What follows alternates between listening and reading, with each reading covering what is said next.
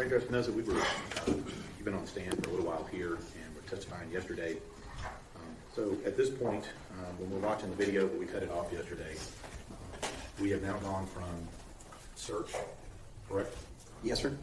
We have now detained Tanner Horner, we're not questioning him, that's the first video, correct? Yes, sir. Now we have the jail interview video we watched yesterday, correct? Yes, sir. And now we have the last portion of the recovery of Athena's body video, is that correct? Yes, sir.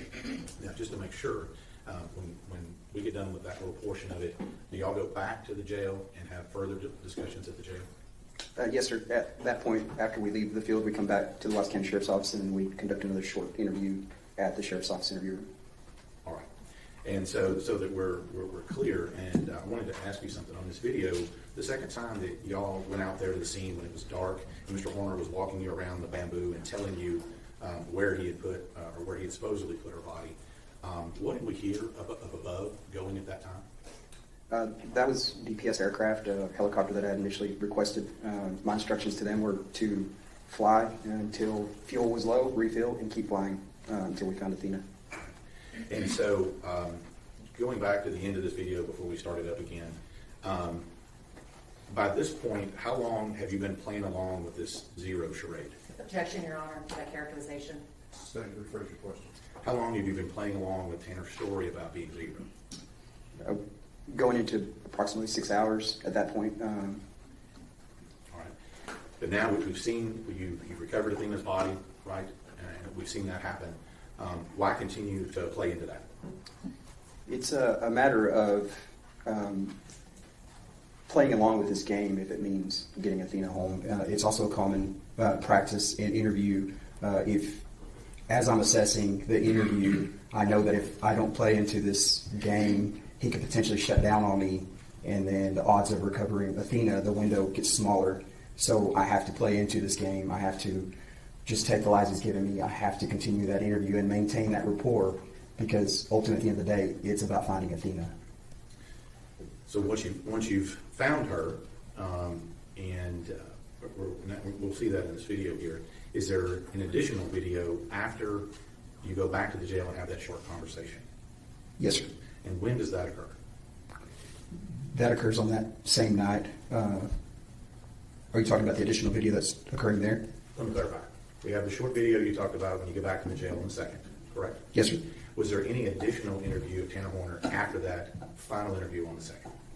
Yes, sir. There was an additional interview with Mr. Horner where he asked to speak to me on December 7th. And I was going to ask you that, who requested this interview? The defendant, Mr. Horner, requested it. Now, at this point, other than telling you where Athena was located now, is there anything else truthful that Tanner Horner has told you? No, sir. Now, let me just ask you, up until this point, how many different versions has Tanner Horner told you of how things went down at Athena's residence? He's given me numerous different versions of how the events of that day transpired. And up to this point, before we start this video again, how many different versions has Tanner Horner told you up to this point about whether he did or did not remove Athena's clothes? He's also given me numerous versions of what happened to the clothes, if she was clothed or wasn't clothed. And then also, how many different versions has Tanner Horner told you up to this point as to where her body's located? He gave me two versions. One was at that bamboo, and obviously when he finally decided to take me to her. Now, when we watch this this video, you're still talking to this alter ego zero during this time. Is that right? Yes, sir. At some point, do we get Tanner back? Yes, sir. Well, how does that happen? At one point during the course of that interview, after we located Athena's body, he pretends to come out of this psychosis or whatever was going on at the time, and then I get Tanner back for a little bit. And of course, the only time I'm getting the truth is when I'm playing into his game of zero. So I asked to speak to zero because I feel like that's the only time I'm getting the truth. And do you do that? Yes, sir. And what happens? Zero comes back. So all you got to do is ask. Yes, sir. Now, throughout all this, who does Tanner Horner continue to blame for what happened to Athena? Everybody but himself. And has that been a consistent thing throughout all of this? Yes, sir. Now, let me ask you, when we're doing this, and I'm trying to figure this out here. So when Tanner Horner wants a cigarette, or he's telling you the story about how he wanted to leave her on the scene, who is he then? I feel like in that time he's Tanner. But when you start digging in and asking him what happened to Athena and what's going on, who is he then? That's going to be zero. When he's telling you that he's worried about his kids and wanting to see his child and things of that nature, who's he then? Tanner. But when you guys start challenging him regarding some of his inconsistencies, who is he then? Zero. And is this a pattern that continues throughout what we're going to see today? Yes, sir. Yeah. Throughout the course of the interview, that's obviously, like I stated before, something that I acknowledged based on the interview. And it's very strategic for us because, again, we want to maintain that rapport. We don't need him shutting down because we're trying. Now that we've found Athena, we still need to get to the truth. So if getting to the truth is playing this game, I'm willing to play it. And so let me ask you just a little bit about this interview on December 7th. We're going to talk to you about it a little more in a minute, but I just want to get an idea here. You said that Tanner Horner asked for this interview, is that correct? Yes, sir. And so you go to the jail on December 7th and interview him. Is that audio and video recorded as well? Yes, sir, it is. And is it in the same room that we saw before yesterday? Yes, sir, it is. And during this time, did Tanner Horner tell you what the primary purpose of this interview was with you on December 7th? The only purpose of that interview, which I quickly learned from speaking to him, was that he wanted to cut a deal. Judge, go ahead and finish the deal. Yes, go ahead.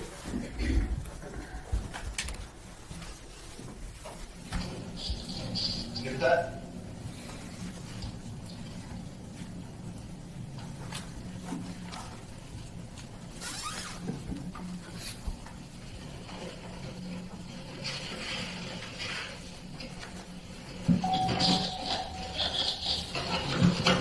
Oh. Yeah, okay. I knew that you did. Before my meeting. Sorry.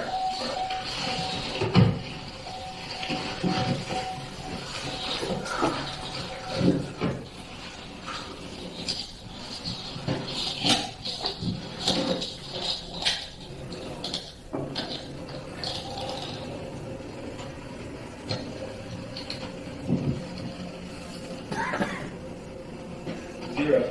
We were talking about when Chris Hannah was talking earlier about trying to break her neck. Did y'all really trying to break her neck? It didn't work. Was it you trying to break her neck? Or was it Tanner? Did you? Did you choke her from behind like you said earlier? Did she defecate on herself? Did she struggle? Did she try and claw you or anything like that? How's she trying to claw you? Trying to kick you? Did she actually get a kick on you? She's screaming on? Wasn't able to. So about it. Did it end quick? So you talked about a sock being in the truck. Is that her sock? Do you remember where you tossed that at? I don't remember, just some random place for sure. And I tossed it. So what's in the toss it when you threw up? Hold on. Say zero. Very important. What items of her did you take? And Charles.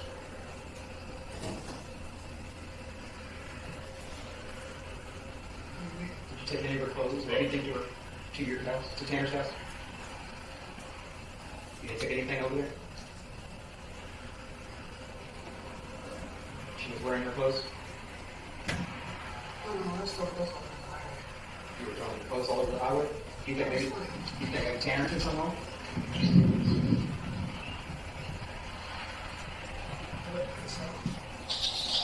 Are you saying you stripped her naked to throw her clothes out the window on the highway? Is that what you're saying? You thought it was funny? You take all the clothes off of her? Shirt, pants, panties, everything?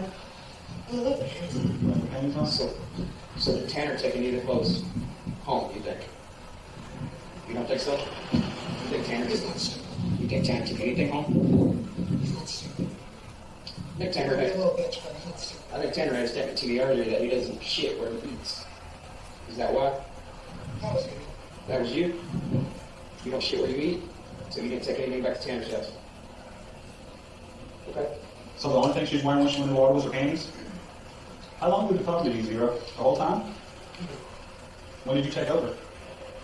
When he addressed me as such. So when we were in the building earlier, is Tanner talking to us? So if I'd addressed you as Zero from the get-go, you would have talked to him?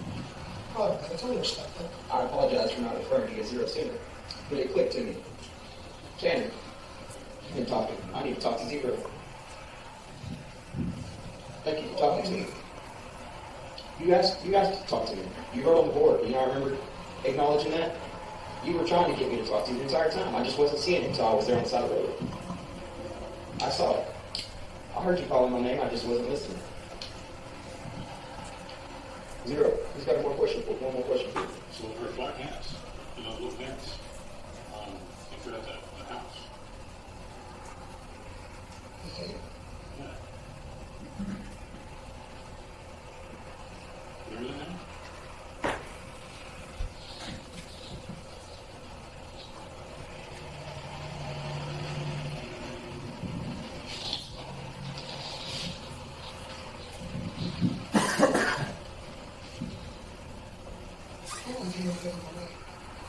And the trash, that's your house?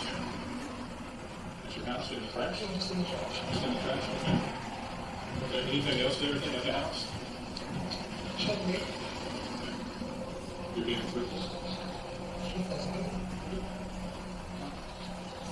Hey, Zero. When you took her, was she wearing a jacket or anything? No jacket, no shoes? The jacket and shoes. So she's wearing little pants and a shirt? Was it long sleeve, short sleeve? I think it was short sleeve. Maybe short sleeve. What color was it? I don't know. You don't know? It was dark.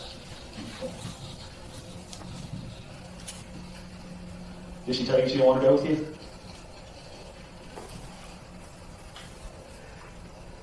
Of course. What did you tell her? Going on a ride. She was trying to fight you when you told her to go on the ride? No. She did keep asking me to. What did you tell her? She told me no. I'm just going on a ride. She's going on the ride? So did you hit her before you dropped the package? I'm sorry, did Tanner hit her before the package was dropped off or after? I want to talk to him. No, I want to talk to Zero. I want to talk to you. Because you're being more honest, you're being more helpful. I want to talk to you. And I went back to him. I understand. I thought it was a quick motion out of me. I was saying no.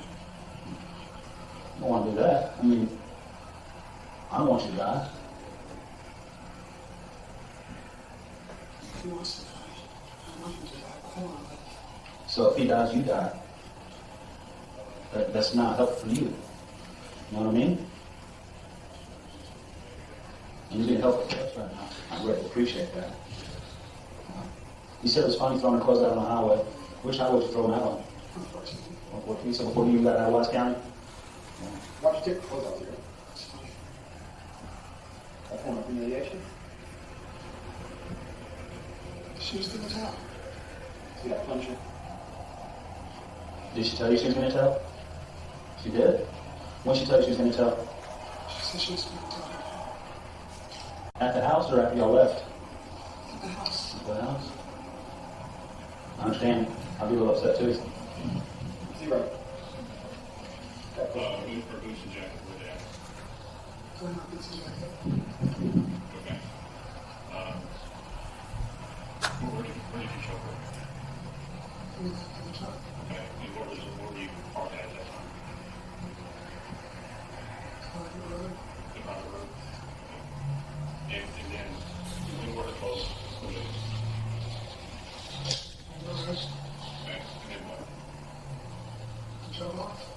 Okay. And what was done with her, the clothes at that point? Indeed. So, her clothes were taken off and you're driving down the road and she's not wearing clothing, correct? Am I correct? Okay. And then what? What did you do next? I took things to go. And where was that? I'm not agreed. Okay. And then what direction did you go? And then started heading back to the station. And I'll take her to the back road. Tanner doesn't remember times. Do you remember about what time it was? About 6:30 was I heading back, I believe. When did you put her in? Do you remember about what time it was? A little bit before 7.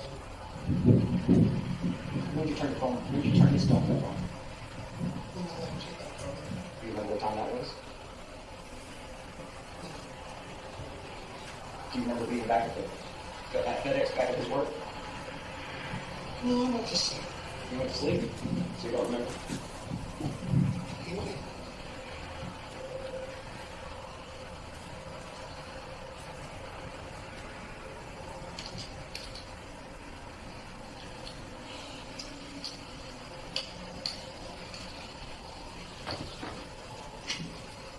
You got any questions for me? Is that it? No. It's not. I want to get to know you a little bit. Why? No one needs to know. I do. What did he say? You intrigue me, Zero. Does that make sense? I'll give a bit of your perspective, guys, it does. Let's get inside for some water. What happened? Yes.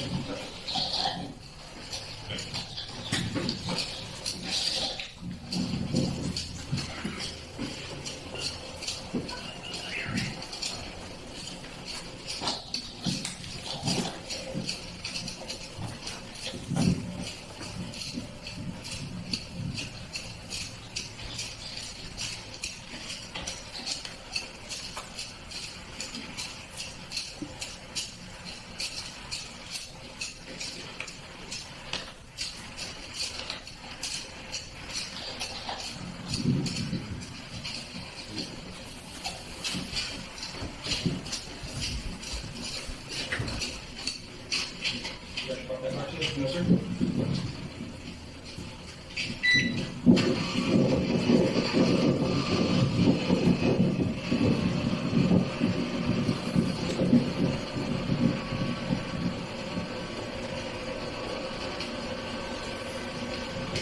And it's on the sheriff one at a time.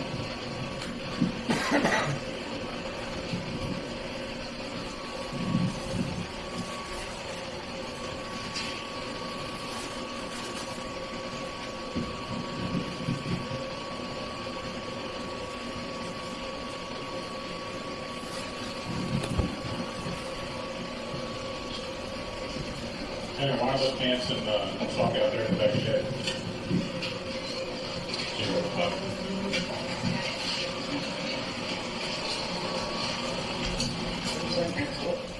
in the backpack? Tanner found him in his backpack? So Zero put him in Tanner's backpack. You put him in Tanner's backpack.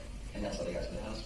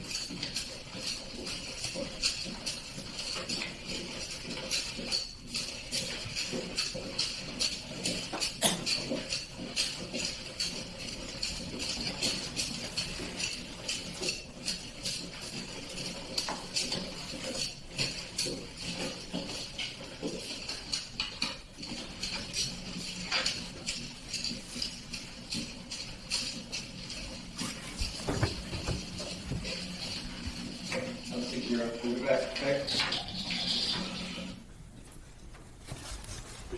Yes, sir. Just I'm going to show you what the state's exhibit 38. Do you recognize that? Yes, sir, I do. And what's that? It's going to be the interview from the Wise County Sheriff's Office interview room, which I've initialed. And that initial again means that you reviewed it, and is that a true and correct copy of that interview? Yes, sir. And just to clarify, since we've got several videos here, this is the one that we're going to see right after where the video just ended. Is that correct? Correct. Yeah, the body camera stops, and then the interview room camera would take over. So essentially, you'll see the transition. If we'd offer states 38. Any additional objections other than those previously mentioned? No further objections. Okay, those objections remain overruled and state's exhibit 38 is admitted. This one's fairly short. Can you publish this? Absolutely.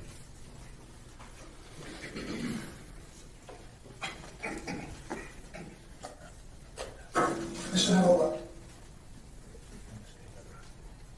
Okay. I should have a look.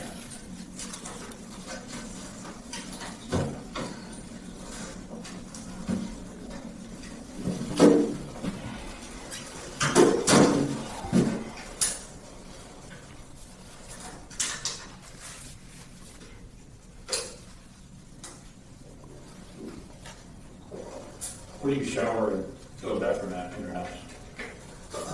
This Okay, where's that at? on the same property. Okay.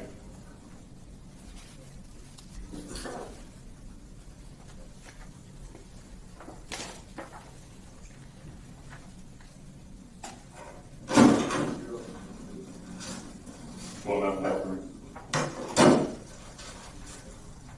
What about a bathroom? Yeah, where do you go to the bathroom at? My grandmother's. Okay.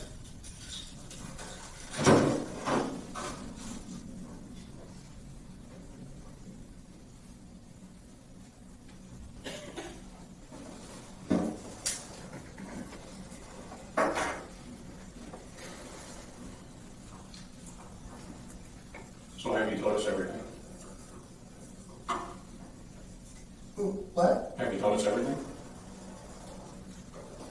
Me? Zero. You went away. No. So it's your, It's me. Like, just me. okay. Shadow zero. It's not zero. Tanner, Yeah. welcome back. You okay? I'm a little flabbergasted, I guess. Why is that? How's that? Because I was in the back seat watching everything happen, and I'm kind of freaking out. All right. Is there anything Hero didn't tell us that you can remember, or are we good now? I mean, I've been in and out the entire time. He hasn't really let me come out at all. All right. Since I brought him He out. has like a weird, he has this like weird type of respect because you actually, how should I put it? You address him, which I think is okay. Yeah. He, There's lots of process, Tanner. There's a lot that happened. So, we're going to step out for just a second, okay? And give you a second to process that, okay? Give us just a minute.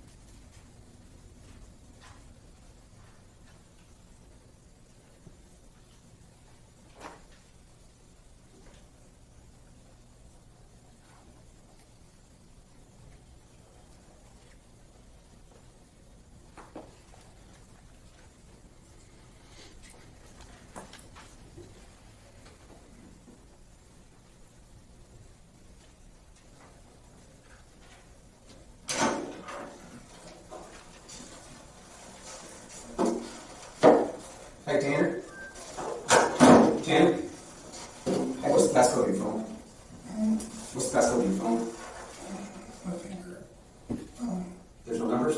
Yeah, give me a second. 1561. 1561? Mm-hmm. Fine. 1561? Mm-hmm. Yeah. Well, we'll eventually need it to, look at your phone. Mm-hmm. All right, hey, we're going to let you get some rest, okay? I want to talk to Cassie. You want to talk to Cassie? We'll let you make a phone call to Cassie in a minute, okay? I want a video chatter. Okay. I want to do this with it. We'll do that for you, okay? But right now you need some rest. All right? Is she still waiting on me to call her? You got something handy? Just write down Cassie's number. Yeah. It's in the phone. Is that a phone, you know it? No. No. What's her number? You don't know? Oh, you don't know it? Okay, we'll get it. We'll get it.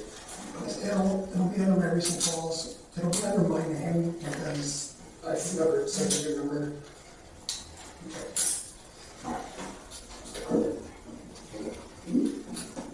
Almost.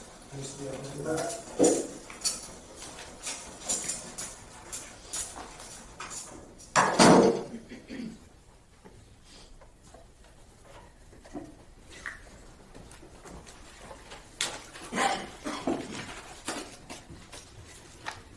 Fingers and noses, before we get to this next video, and I'll talk to you a little bit about that, in the very beginning of this, there was a question asked to Tanner Horner about did he take any items from the house? What was his initial answer? No. And then when, I believe it was, Danny Bradley was asking about her panties, what did he say that he did with those? He stated they were still on her. Okay. What do you know about that statement? That was a lie. And why do you know it's a lie? I visually could see her body, and I was privy to information of evidence. Objection, Your Honor, that is hearsay. Overruled. Just don't testify what the information was. The clothing was located at Tanner's house. Objection, Your Honor, that's based on Sustain. hearsay. That's the same. Now, let's talk about that. As part of this interview, one of the officers mentions to Tanner Horner that there were some pants located at his house. Did you hear that? Yes, sir. And does then Tanner Horner now remember that there might be some pants at the house? Yes, sir. I believe he stated they were placed into a backpack. And did he state what he had done with the pants at the house? They were thrown in the trash. I want to clarify this here. When asked why he took her clothes off, what did he say? It was about humiliation. Objection, that is mischaracterization. Overruled. You say it was funny? Yes, sir. Now, any of this information that we have as to what he said about throwing the clothes out the window, is that what he said? He threw some clothes out the window? Yes, sir. I believe the statement he made. So all of this information about that, if we wanted to know if that information is true or not, what would we need to know if that true information is true or not? Based on the course of this investigation, I knew that was a lie. And in this particular investigation, did you obtain any additional evidence at a later date that would allow us to determine if any of the things he is saying is true or not? Yes, sir. And what was that? Video evidence. Now, let's move on to this next interview here, because I want to make sure there's been a lot of video evidence here. This next video is about 2 hours, right? Yes, sir. I believe so. And this was the interview that Mr. Horner requested of you. Yes, sir. Let's talk a little bit about, in the beginning of that, and how did you come to find out that he wanted an interview with you? On that particular day, I was contacted by the Wise County Sheriff's Office and advised that Mr. Horner had sent up a kite, which is basically a letter that says, I'd like to speak to the investigator. And do you remember about what time that you arrived to conduct that interview? I can't remember the approximate time. Secondarily, you said that's on December 7th. So how many days is that after you located Athena's body? Approximately 5 days. And how many days after he had murdered her was that? It was going to be approximately 7 days. So a week after he's kidnapped and murdered Athena, he's wanting to talk to you again. Yes, sir. Now, you said earlier that he had indicated to you the purpose of his interview. Let me get a little bit of feedback there. Purpose of his interview was he wanted to cut a deal. Is that what you said? Yes, sir, I did. And let me ask you a couple of questions about that. When people say that they want to cut a deal, what does that mean? Objection, Your Honor, the calls for speculation. I'll let him answer. Overruled. Basically, obviously, in my time in law enforcement, with my experience, we always have people that want to essentially have us be a conduit to the district attorney's office as far as if I'm truthful, will the district attorney's office show us some type of consideration or maybe lessen our charge or do something if we're more helpful, which is a common practice that people do in order to reduce their time. And in this case, is that the case here? Yes, sir. And so, as part of this, who arrives to conduct this interview? Myself and Investigator Oliver. Again, same interview room we saw before. Yes, sir. And so on the first part of that video, is that where we see you guys discussing what this proposed deal he has? Is that right? Yes, sir. And then later on, is there also a discussion about Tanner Horner telling you about things, for example, his work history? Yes, sir. That's common in interviews. What we do is, especially on this one, it's more controlled. Kind of things are settled down now. What we'll do is obviously get through the constitutional rights, and then we'll go through some historical questions, obviously what you want, and then we wanted to learn a little bit more about him, work history, family history, things like that. And in this case, did you go through that with him, his work history and his family history? Yes, sir. And did you go through his dating history and, for example, his having a baby with Cassie, his girlfriend? Yes, sir. Yeah, that would encompass some of that family history. And were you able to discuss with him as far as work, the locations and places is where he works? Yes, sir. Yeah, previous employment, things of that nature. And then also scattered through this interview, is there also still references to this whole zero thing? Yes, sir. Let's talk a little bit about the deal he wanted to cut, okay?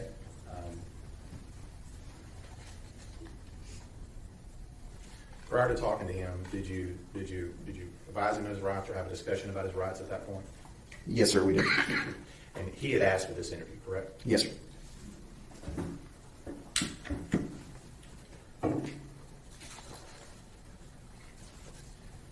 Initially, what is his basic proposal that he makes to you as far as this deal he wants? Basically, just a brief synopsis of it is I want to be freed with an ankle monitor. I want to spend Christmas with my family. You guys can monitor me, keep track of me, and I'll fully cooperate in this investigation. So that's his proposal. If you'll let him out, then he'll tell you the truth. Yes, sir. Now, during this time, did you ever agree to anything about that? No, that's another thing. We can't make any promises. We can never do any guarantees. That is not in my job responsibilities, and I am 100% forthcoming with people on that. I can't make you any promises. I actually told him that's not going to happen. And as part of this interview, you said he wants to have Christmas with his son. Yes, sir. And in fact, he says that if he can do that, he'll tell you everything. Is that right? Yes, sir.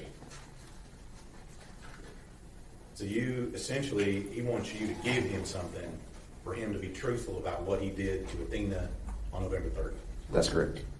Now, as part of this investigation and questioning, do you ask him some questions during this process about the why and what happened to Athena? Yes, sir, I do. And at all points in this, does he volunteer any additional information about that?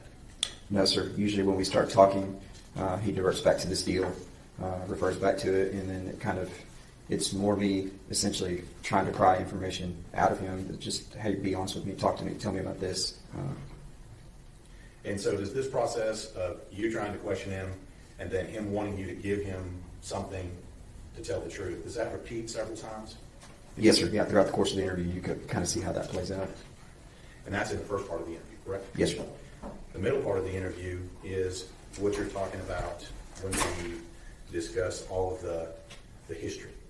Is that right? His family history and things of that nature. Yes, sir. And then at the end of this, do you also have another detailed discussion about this whole zero thing? Yes, sir. We speak about it. And let me ask you a couple of questions about that.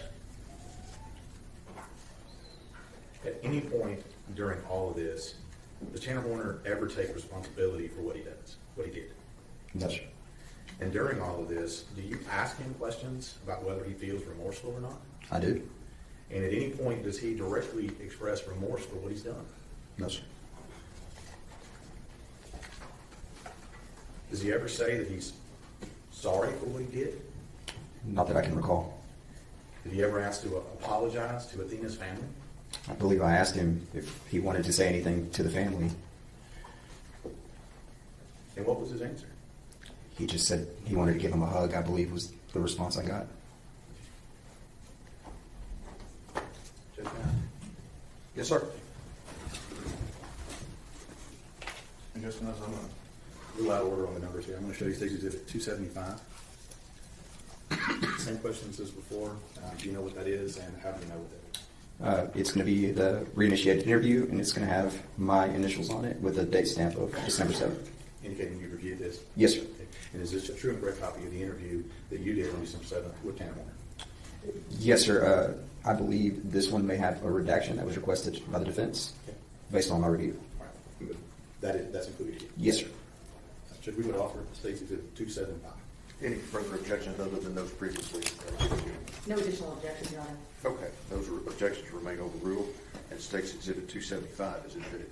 Judge, this video is about 2 hours. I anticipate what we'll do is we'll start, and about halfway through or so, we'll take a break, and then we'll come back in and finish it, okay? Yes, ma'am. You need a break? All right, let's take 10 minutes and we'll get started, all right? 5 after 10, we'll start, okay? Video, but I'll be watching you periodically, and if somebody needs to take a break, just raise your hand and we'll stop, okay? Mr. State, you may proceed. Thank you, Your Honor. Total is State's 275. 275A. Go ahead, Steve.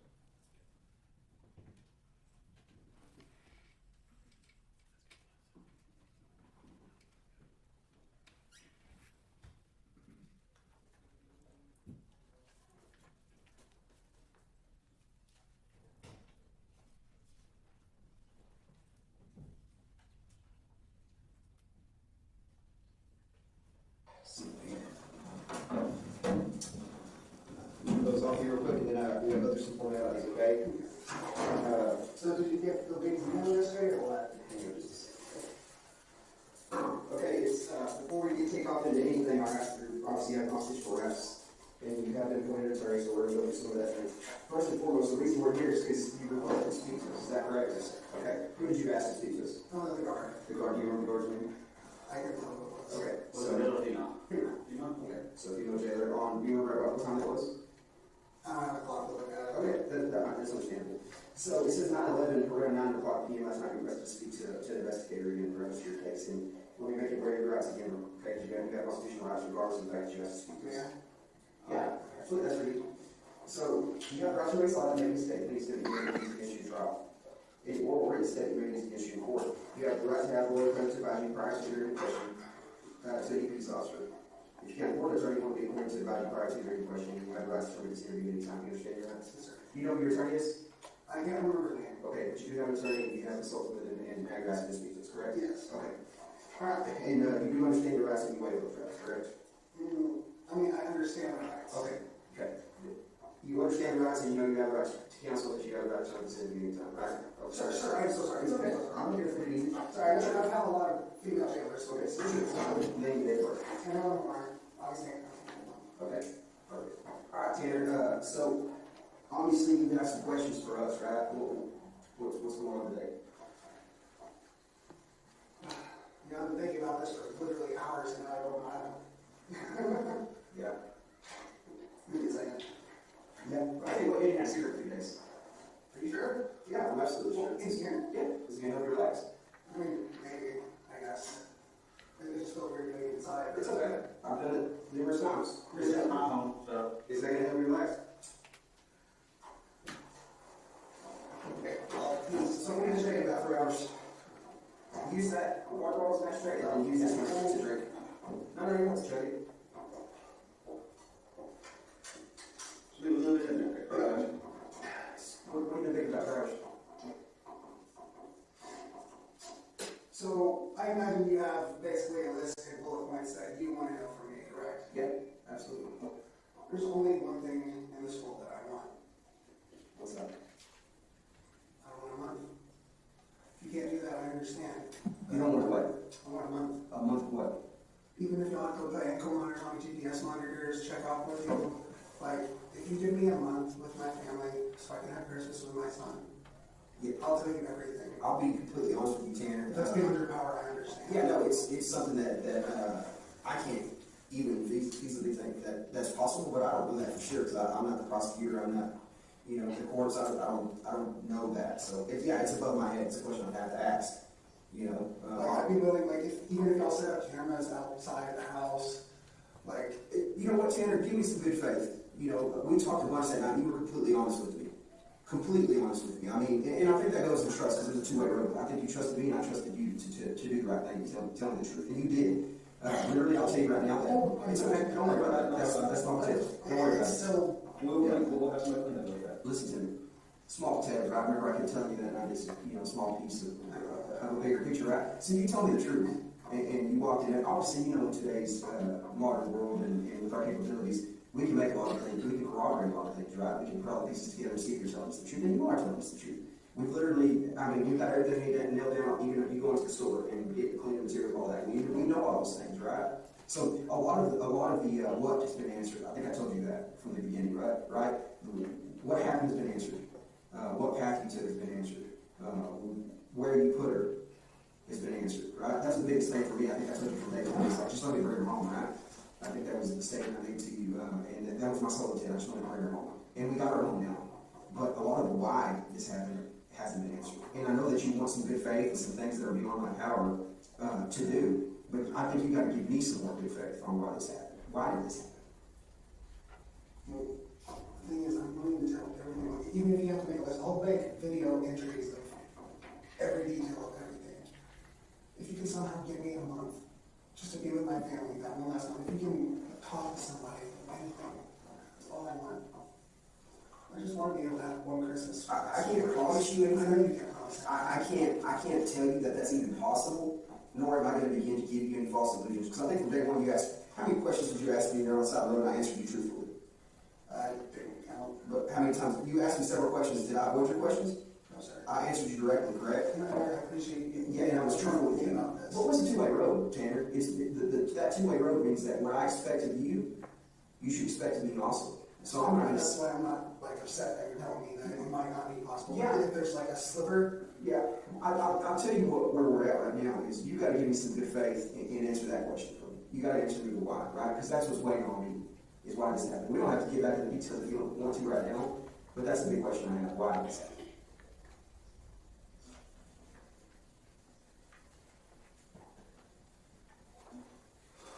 sir, I want to answer everything you have to say. But the main motivation behind me wanting to talk to you is I literally just want to see my son. I understand I want that. to be there for him on Christmas. I want to give him that good Christmas feeling. I want to be able to leave Tanner, answer me this. that he can look back on. Absolutely. 100%. If I was in your shoes, I would want to do the same thing.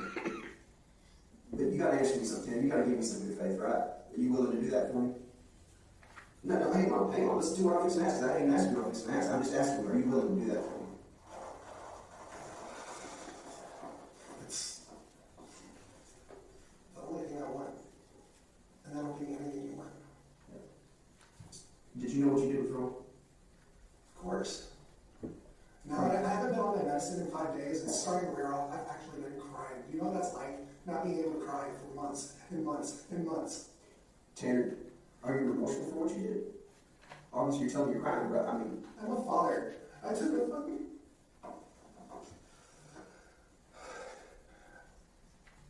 I took away something from someone and thought they had something there. Oh, that was jail, I guess.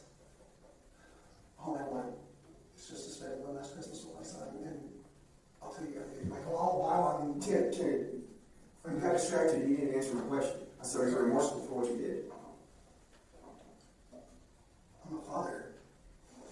Tell me about that. Are you hurting inside for Athena? I'm hurting for her. I'm hurting for her family. Like, even if this was some random person, I'd still be hurting for this So child. what would you want to say if her mom and dad were here right now? What would you want to say to them?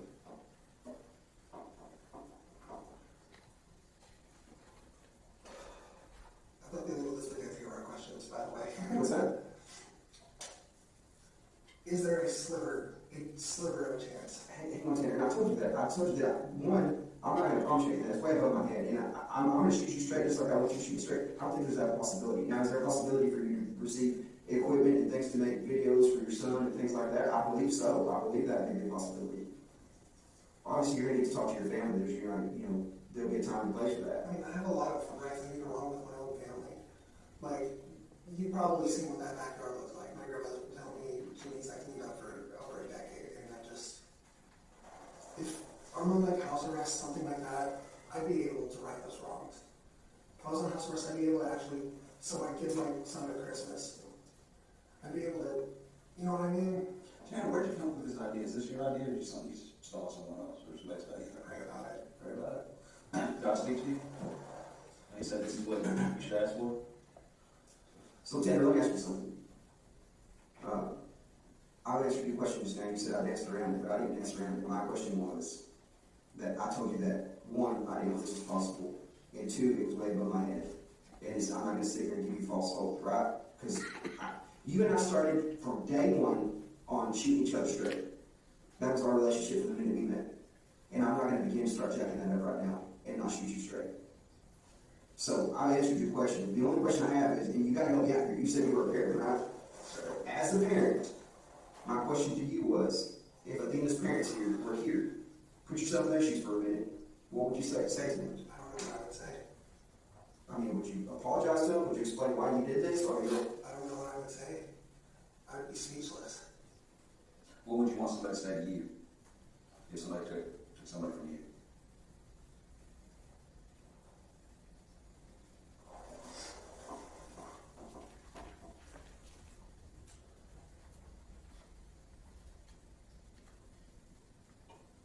If you can make this happen for me somehow. I listen to me. Here's the deal. Again, I'll go right back to what I said before. I don't do it in a minute, you know. I'm not going to begin to give you false hope, right? I'm not going to begin to tell you that this is possible. The current offense, the charges that you've been charged with, I don't believe that's something where they let folks, obviously if you can post a bond, you have your constitutional rights for that, and you can be with your family if you can make bond. There's that side of it. But other than that, I'm not going to start with giving you false hope or telling things. This is above my pay grade. That's a question that would be for prosecutors, judges, and different things that I don't have the answer to, because I don't think that's possible. So, that being said, if I wanted to sit here and bullshit you, which I'm not, and I haven't done from day one, I would give you false hope, and I'm not going to do that. Okay? Because, again, I think our relationship goes into telling each other the truth and shooting each other straight. Now, I think you can say a lot of grace and save some face here, which you've already done. First of all, hang on, let me tell you something, Tanner. From the bottom of my heart, I want to personally thank you for letting me bring her home. Thank you for that. Because guess what? That wasn't for me. That wasn't for you. That wasn't for anybody in this community. That was for her parents. You let me bring her home. You let me bring her home so she could rest and so that family could get closure. So thank you for that. From the bottom of my heart, thank you for letting me bring her home. I genuinely appreciate that. I don't think I ever got to really express that to you. Okay? So, again, thank you for cooperating with us. Thank you for being truthful, honest, transparent. I do see a little bit of remorse on you. I do see a little regret in you. And I feel you as a parent, as a person, right? Just because I read this badge doesn't make me not human. I'm just like you, right? I'm a person, I'm human, I have feelings, I have emotions. Right? Do you understand that? So quit thinking of me as a police officer right now, think of me as a person. And understand the human aspect of this. The human aspect says that we know the what. Now the family needs to understand the why. People need to understand the why. Now we need to explain to this community why. Now we need to explain to the people why. Officers. This case has impacted everybody tremendously. I personally, this girl, all over investigators that were on the front line, I didn't sleep, man. Days looking for Athena. Do you know what her parents' names? I'm sorry. Her father's name is Jacob. Her mother's name is Caitlin. Her stepmother's name is Elizabeth. They want to know why. Their curious is why this happened. If I would go to them next time I see them, because their question when I see them again is, why did this happen? We know what happened. We're always going to know the what. We get hung up in the what too many times, but we never understand the why. And you can go play every person I've talked to in the past. And I'm not going to sit here and tell you I had more cases like this before. I have. And every single person's always helped you understand why, because there's always a why. Let me tell you something, Tanner. Last night, there was a prayer group for this going on, and Jacob specifically asked me why this happened to us. Why did he get taken? He wants to know. I mean, he's got 2 other daughters, but he'd like to know why this happened. And I couldn't tell him. I looked this man dead in the face, and I couldn't tell him. I said, I don't know. He has to answer that for me. He doesn't want to talk to you right now. Tanner, I know what you want, and I'll listen to it. And, you know, I've been honest with you, and upfront with you, and maybe you have been with us as well. But if that's something that you can help us put that piece of the puzzle in, then that's very important. I know there's a lot of other details you have, a lot of what you want to give us, if we can grant this, but the why, it is pretty big for what just happened. This helps with their closure.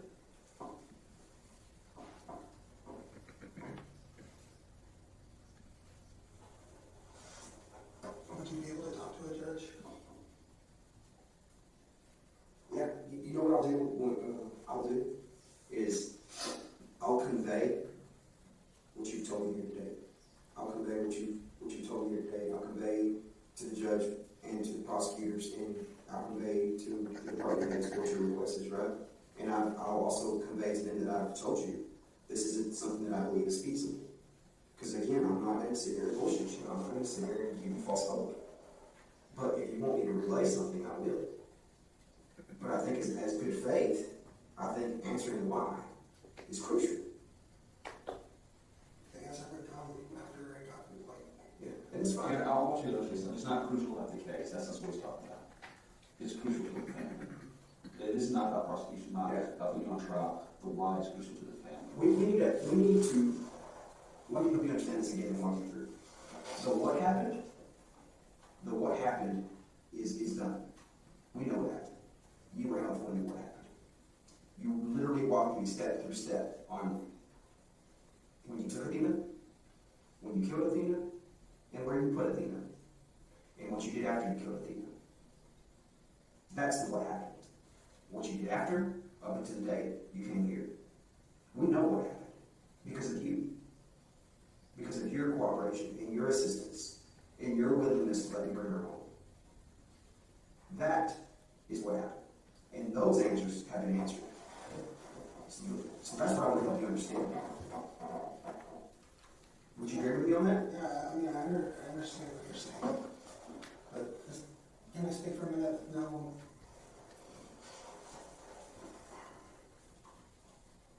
The reason I wanted to do this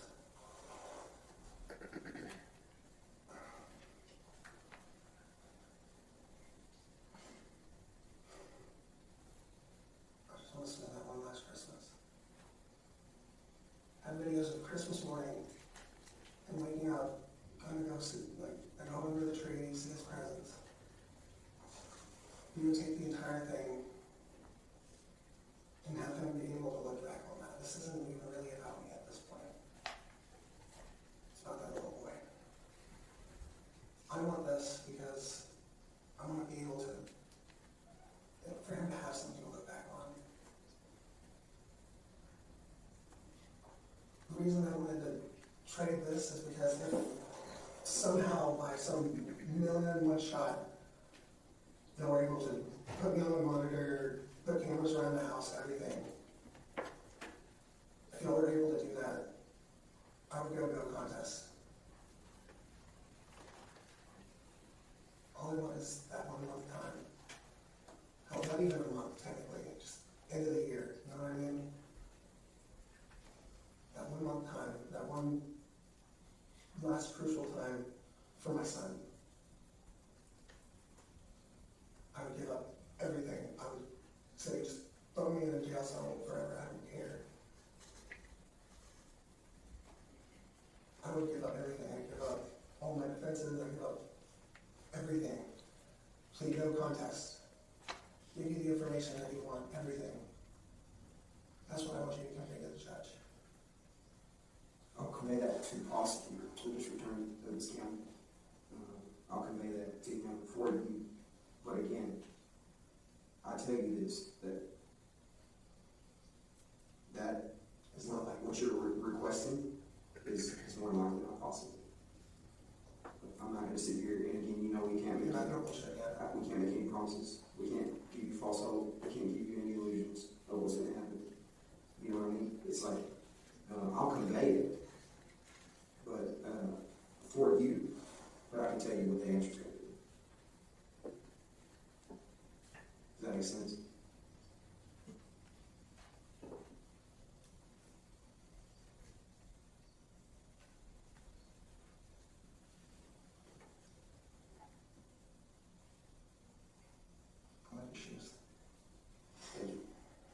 What are your thoughts, Sarah? What are you thinking?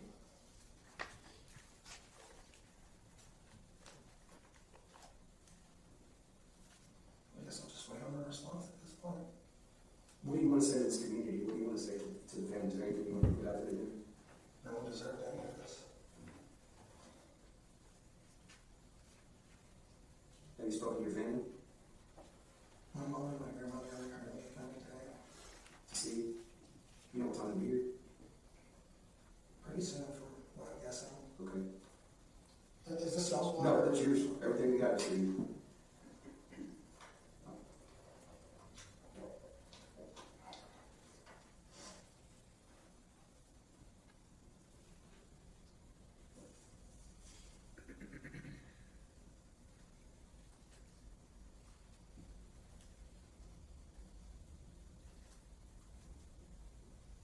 Either way, that's basically my price. And then, Yeah, so let me kind of reiterate some things. For me, right, when you do that, yeah, I'm just going to, a couple of things, some of the things that I want to kind of talk to you about. I know we spent a lot of time talking that first night, we covered a lot of things, but one of the things that we need to get to is the human aspect of it, right? Emotions and feelings, and, you know, early on from a young age, you know, we're always taught right from wrong, and then as we come up, you know, through life, as adults, we become the persons that right through the course of times. But obviously, one of the main things that I asked you that night, and it's just something that has concern for me, is has anything like this ever happened before? No, sir. Nothing like this has ever happened. Ever. You've never killed anyone else? No, sir. This is the first person you've ever killed? Nothing like this has ever happened before. That's I cried when I run over dogs at work. Like, I cried over a squirrel before, dude. Then why fucking feed homeless people, man? Then why Athena? If you cry over a squirrel, this is a 7-year-old human being.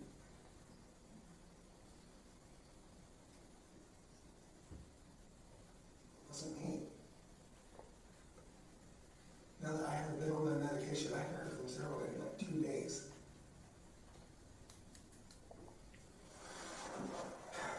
Tanner, I know you're being a little evasive right now on TV about some of the things, rightfully so, right? This is your meeting. You call this meeting. You want to speak to me, and you know, I know that you want to put it on your terms, right? But I do ask that you show me respect, and I'm showing you, because this is a two-way street. You know, honestly, by all accounts, if you hadn't reached out to me today or last night, we probably would have spoken again for a long time. You know, I wouldn't have had the opportunity to sit before you for a long time. It would have been a while. So what I'm trying to do here is not only primarily fill those voids for the family, first and foremost. Fill that void, feel that emptiness, feel that why for them. Because it's not about me, it's not about you, it's about them. It's not, again, I'll reiterate that. It's about that family, it's about that closure. It's about what you would want as a parent. Right? Closure. That's why I'm asking you those questions. That's why I asked that why. Again, I'm not going to sit here and pretend. I told you the lie the first night, though. Which is what? Come back and watch the videos. Y'all have access.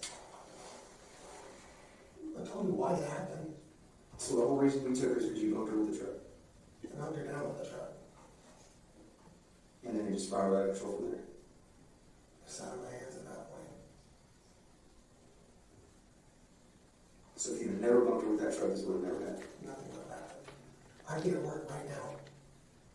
I'd be at work, saving up for Chester's Christmas, getting everything ready, just trying to get us into an apartment. I was this close. I finally got a new car.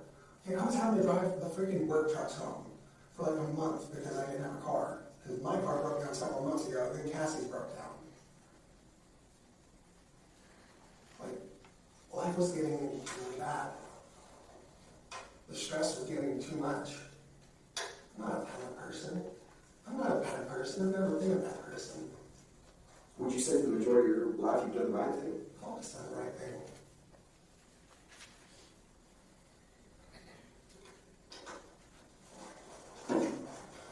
I've never been a violent person. I've never been a bad person. The only bad things I've ever done is, like, occasionally I'll smoke marijuana, but that's on, legally that's on its way out the door anyway, eventually. So, like, slowly these things are going to get down and and all that. Like, that's literally the worst thing I've probably done in my life. I would say so. I'd say so. I would hope so. So you can look at my history. I'm not some deranged psychopath. I'm not some criminal. I don't think you are either. I don't think you are either. I'm an autistic, weird dude who likes music that other people tend to shut at.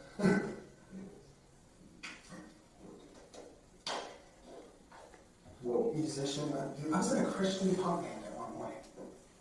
A Christian punk band. You know, I'm not gonna lie, the vocals weren't the best, but you know. the alien vocals. Oh no. Oh yeah. If I were Joe on a kid, Joe would probably drop it. Yeah, sounds like it just when you put your hands on it, you just, that's pretty impressive. Yeah, I worked years mastering my craft, and at this point, I write my own music. You know, I've written my own music, but I haven't really. I had lyrics and everything, but I never really got to. You know what I mean? Yeah. Put it out. Yeah. I mean, smart, freaking talented. You work for a living, being a productive member of society. Yeah. So you can see where that might, and you answered the why. If you're telling me, if you never loved Athena with that trust, you would have never died. That's the why, right? That's some of the why. You paid by all accounts on your statement. The first night was that if you were scared, that you were going to get put away for vehicular assault and go to jail, so you panicked and took her in the truck. And then These are all things that have been covered. I know. I'm just saying that's the why, right? She died because she was in the wrong place at the wrong time. Essentially. He's not another cigarette. And then it was smoke got down. I'm not a. Just let it settle for a little bit. I'm not a cigarette smoker, tobacco smoker. So honestly, I know We're all chucking up a little bit. Yeah. So you're just giving, smoke essentially clear for a little bit. We'll get you okay. Again, I know that. The fact that little girl's dead breaks my fucking heart, dude. Like, I'm personally, I'm glad to hear that, because if you do show some type of emotion, right? If you do have some type of remorse, that goes a long way, right? As opposed to just a cold-blooded killer monster. if I was a cold-blooded killer, I would have been killing people for years. You know what I mean? Like, I have a conscience. I have feelings. I'm just a person. It was a decision that was made at the, you panicked. It wasn't my decision. I wanted to let her go. There's other jobs out there. He didn't want to let her go. But now I haven't even heard from him in 2 days.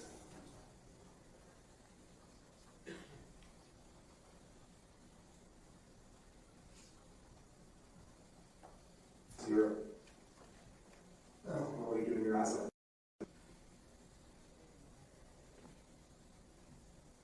Can you do some research on something for me? Sure. Can you look up some of the potential negative psychoactive effects of potentially Prozac?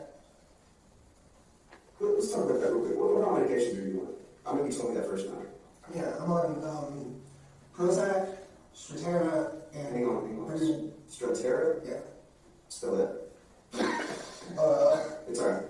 Prozac, Strattera, what else? In Ritalin for times when I can't sleep. I literally only take that one. And Ritalin? Ritalin, yeah. Ritalin. Also known as Razapine. Who's your doctor? Foreign dude that works at NHMR Penn Square. Do you remember his name? Again, foreign dude, I have no idea how to pronounce Penn it. Square? Yeah, Penn What's Square. Penn Square? It's a NHMR clinic in Fort Worth. You mentioned my name before. Can you write that down? Penn Square. You mentioned my clinic in Fort Worth. Oh, you did the same thing. What's up? At the same time? Yeah. That's a habit of mine. I thought this maybe broke the same old childhood, so Oof. it's the hurt sometimes. I do that because as a drummer, like, you can see scars from years and years of playing drums. where I just like busted my fingers on freaking snare drum. Do you see any other doctors, Tanner? For him, it's weird because when I started getting back on my medication, about 7-8 months ago, I'm guessing, like what ended up happening was I was going through like a suicidal episode, right? And you know, instead of leaving my son here without his father, what I wanted to do was get right, get some help. So initially I went to NOLA to, you know, because that's where I originally got put on my medication, all that stuff. And they said they had this outpatient thing called eye care. So I went to them, and you know they helped me get back on my meds and all that stuff. So let me go back a little bit. Do you care if I get to know you a little bit better? Just real quick. Yeah, that's fine. Okay, let's just literally start about it. And I'm not going to interrupt you. I'm going to let you do your thing. I just want to know, Tanner, where did you grow up? Where were you born? What did you do? Where did you go to high school? All that stuff. Tell me a little bit about Tanner. I'm pretty much a mixing forward. My dad's a fucking crackhead. Well, if you type in Horner, fucking, pardon my French. If you type in Horner in like Parker County, my dad's name and my brother's names come up a lot. Okay. You know, I try to disassociate from them because. What's your dad's name? Terry Warner. Senior. My oldest brother, his name is Terry Warner as well. Okay. He's junior. So born and raised in Fort Worth. Yeah. Where'd you go to school? Multiple Elementary places. Okay. Multiple places for elementary. What elementary around Fort Worth or around Parker County? Or? Yeah, like Fort Worth. Okay. So multiple places in Fort. You don't really remember the names. Where's the last elementary you landed at? Last elementary was Eagle Heights. Okay. Into Fort Worth. No, that's technically I think Eagle School District. School district. Okay. Yeah. And then where'd you go to high school? High school I was Hazel. Years before that I was just kind of moving around a lot. You know what I mean? Because my mom is a heroin addict, so most of my life I was actually raised by my grandparents. Well, my grandmother and my step-grandfather, which I consider him more my grandfather than anybody, because he's the man who raised me. Okay, what's his name? Bill Hardison. Hardison? Yes, sir. Where does he live? Veterans Memorial Cemetery. Okay, so since passed on, sorry, He passed a few years ago. Okay. So he pretty much raised you. What was your childhood like? Was it good? Was it bad? Was it rocky? Like, I didn't realize how bad it was when I was younger. okay. Because, you know, I didn't realize, hey, why is my mom always gone? You know what I mean? Why is my dad never around? Like, for a big portion of my childhood, my dad was in prison. And my mom in and out of jail constantly. Like, when my mom and my grandmother see me, I actually worked on this clever line. As soon as I answer that phone, and my mom's on, she'd just be like, oh, how the tables have turned. Mm-hmm. You know, a little nod to Yeah. seeing her in jail most of my life. Yeah. So my grandparents raised me, and you know, I'm glad they did, because I wouldn't be the kind of person that literally buys fucking homeless people food. You know what I mean? Like, there's been several points. They taught you right from wrong. They make you the person you were growing up. Probably instill some work ethic. The work ethic, that came later. Okay. Yeah, the work ethic I didn't really get until I was a father. Mm-hmm. Like, because I was always in and out of jobs. You know what I mean? Like, my 20s were interesting. And I got to live my 20s to the fullest. Yeah. Tell me about that. What do you mean by that? Bands. Play show after show after show. It was great. Yeah. Good times. Yeah, like especially Sacred Sound, the Christian punk band I was in. It was that time when I met this girl, Nicole. Oh my god. Bunch of crazy. Yeah. Bunch of crazy. That one stressed me out so bad. What's your girl's last name? Baka. Baka? Baka, which, Means cow? no. Baka. Funny story. So I ended up watching anime, right? You know, like One Piece, Dragon Ball Z, Naruto, all that bullshit. And, you know, sometimes if I caught up with the English, I would watch the subs, right? And that's when I learned that baka in Japanese means stupid. So, Okay. I know. So, I definitely never told her that, but, you know, I thought it was funny because she's dumb as a brick. You know, she actually, with Sacred Sound, they pretty much gave me a choice, like, hey, it's her, the band, right? Mm-hmm. And I chose her like an idiot. She ended up, I'm not racist, I swear to God, she ended up cheating on me with 2 different black guys. So, which eventually ended up telling me later on what was really going on. Actually, y'all can send this in the Fort Worth. So she, one of the guys that she cheated on me with, right? she put rape charges against him, right? I ended up meeting up with the guy while doing Uber one time. He ended up showing me the messages. She had been cheating on me with him for like 2 months. What he's saying has happened was one time when they were messing around on me, right? He came there, and there's no way she'd be able to pull that off as my kid, because clearly about as white as blue. Yeah. That's, you know, that's when I went through my first like suicidal depression and all that stuff. What year was that? You remember? It was like 4 or 5 years ago, something. Okay, pretty recent. That's the first time we went in the So that's really the first time you had any type of issue over a girl. Essentially, you were heartbroken, right? Was that the conclusion on what words your mouth? I mean, 3.5 years like down the drain like that. So yeah, that's You loved her. yeah. Okay. You know, ironically now supposedly she's a lesbian. I don't know that. Yeah. So that's kind of your first, obviously, rough upbringing a little bit with your parents, but for the most part, your grandparents kind of filled in that void. I mean, I was like 20s when that happened. You know what I mean? And then, so after that, what are you doing there? You're Uber driving, where are you working? Yeah, I'm doing Uber at that point until I lose my Tahoe, which, you know, she ended up telling the finance company that I was only on liability. So, yeah, that got my car taken away. So I was jobless there for a bit, but I was doing pretty good. Like, Where were you at? Where were you living at then? my grandparents. Okay. Yeah, it's not until I got gassy that I moved out. But, Okay. with that, I was like 300 pounds when Nicole broke up with me, right? Just you started eating, kind of depressed, kind of doing that thing, or what? I got stagnant, I got careless. So I got up to like 300 fucking pounds, right? So after the breakup, you know, I get put on medication, all this other stuff, and I'm just like, hey, I'm gonna get myself in an actual routine. So I wake up every morning and I put myself on the keto diet, which holy shit it works. So I would eat 4 sausage patties, 4 eggs when I wake up in the morning. I wake up at 5 o'clock in the morning, go out in the Uber until like about 5, 6 in the afternoon, right?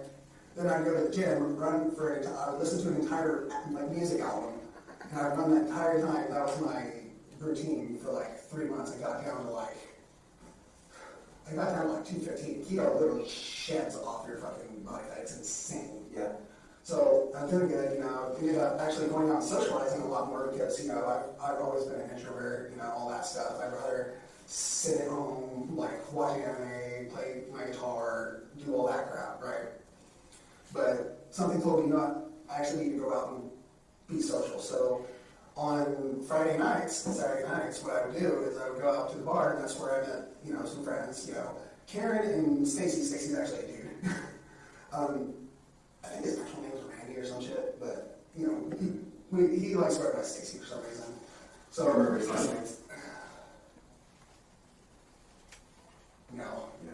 Funny thing is, he's like one of my best friends. Yeah, like, the last name things never come up because it's like, it's Stacy. So you met him at where? Electric Cowboy, which is sadly shut down. Now. Shut down. I remember that guy over here. Yeah, it was a fun place, you know. And So you met them all there. Is that kind of like a routine? You have a routine? yeah, we had a routine there for a long time. And Tell me about that. What would you do? we just go and hang out at the bar. Like, we pretty much ran that shit, you know what I mean? Like, we were the regulars, you know what I mean? So we'd all just hang out, do our thing, you know, and that's when, you know, I lost my car and all that shit. So I ended up needing work, so I started working with my cousin Bert and my dad. Yeah, that's What's his last name? Rodriguez. I know, it sounds strange, right? Because I'm white as shit. Yeah, his name's Bert Rodriguez, but I work for him, and, you know, me and my dad work for him. We do AC work, Okay. which, you know, it's fun, but, you know, it's hot work in the summer. Like, we were installers, you know what I mean? We take out units from the attic.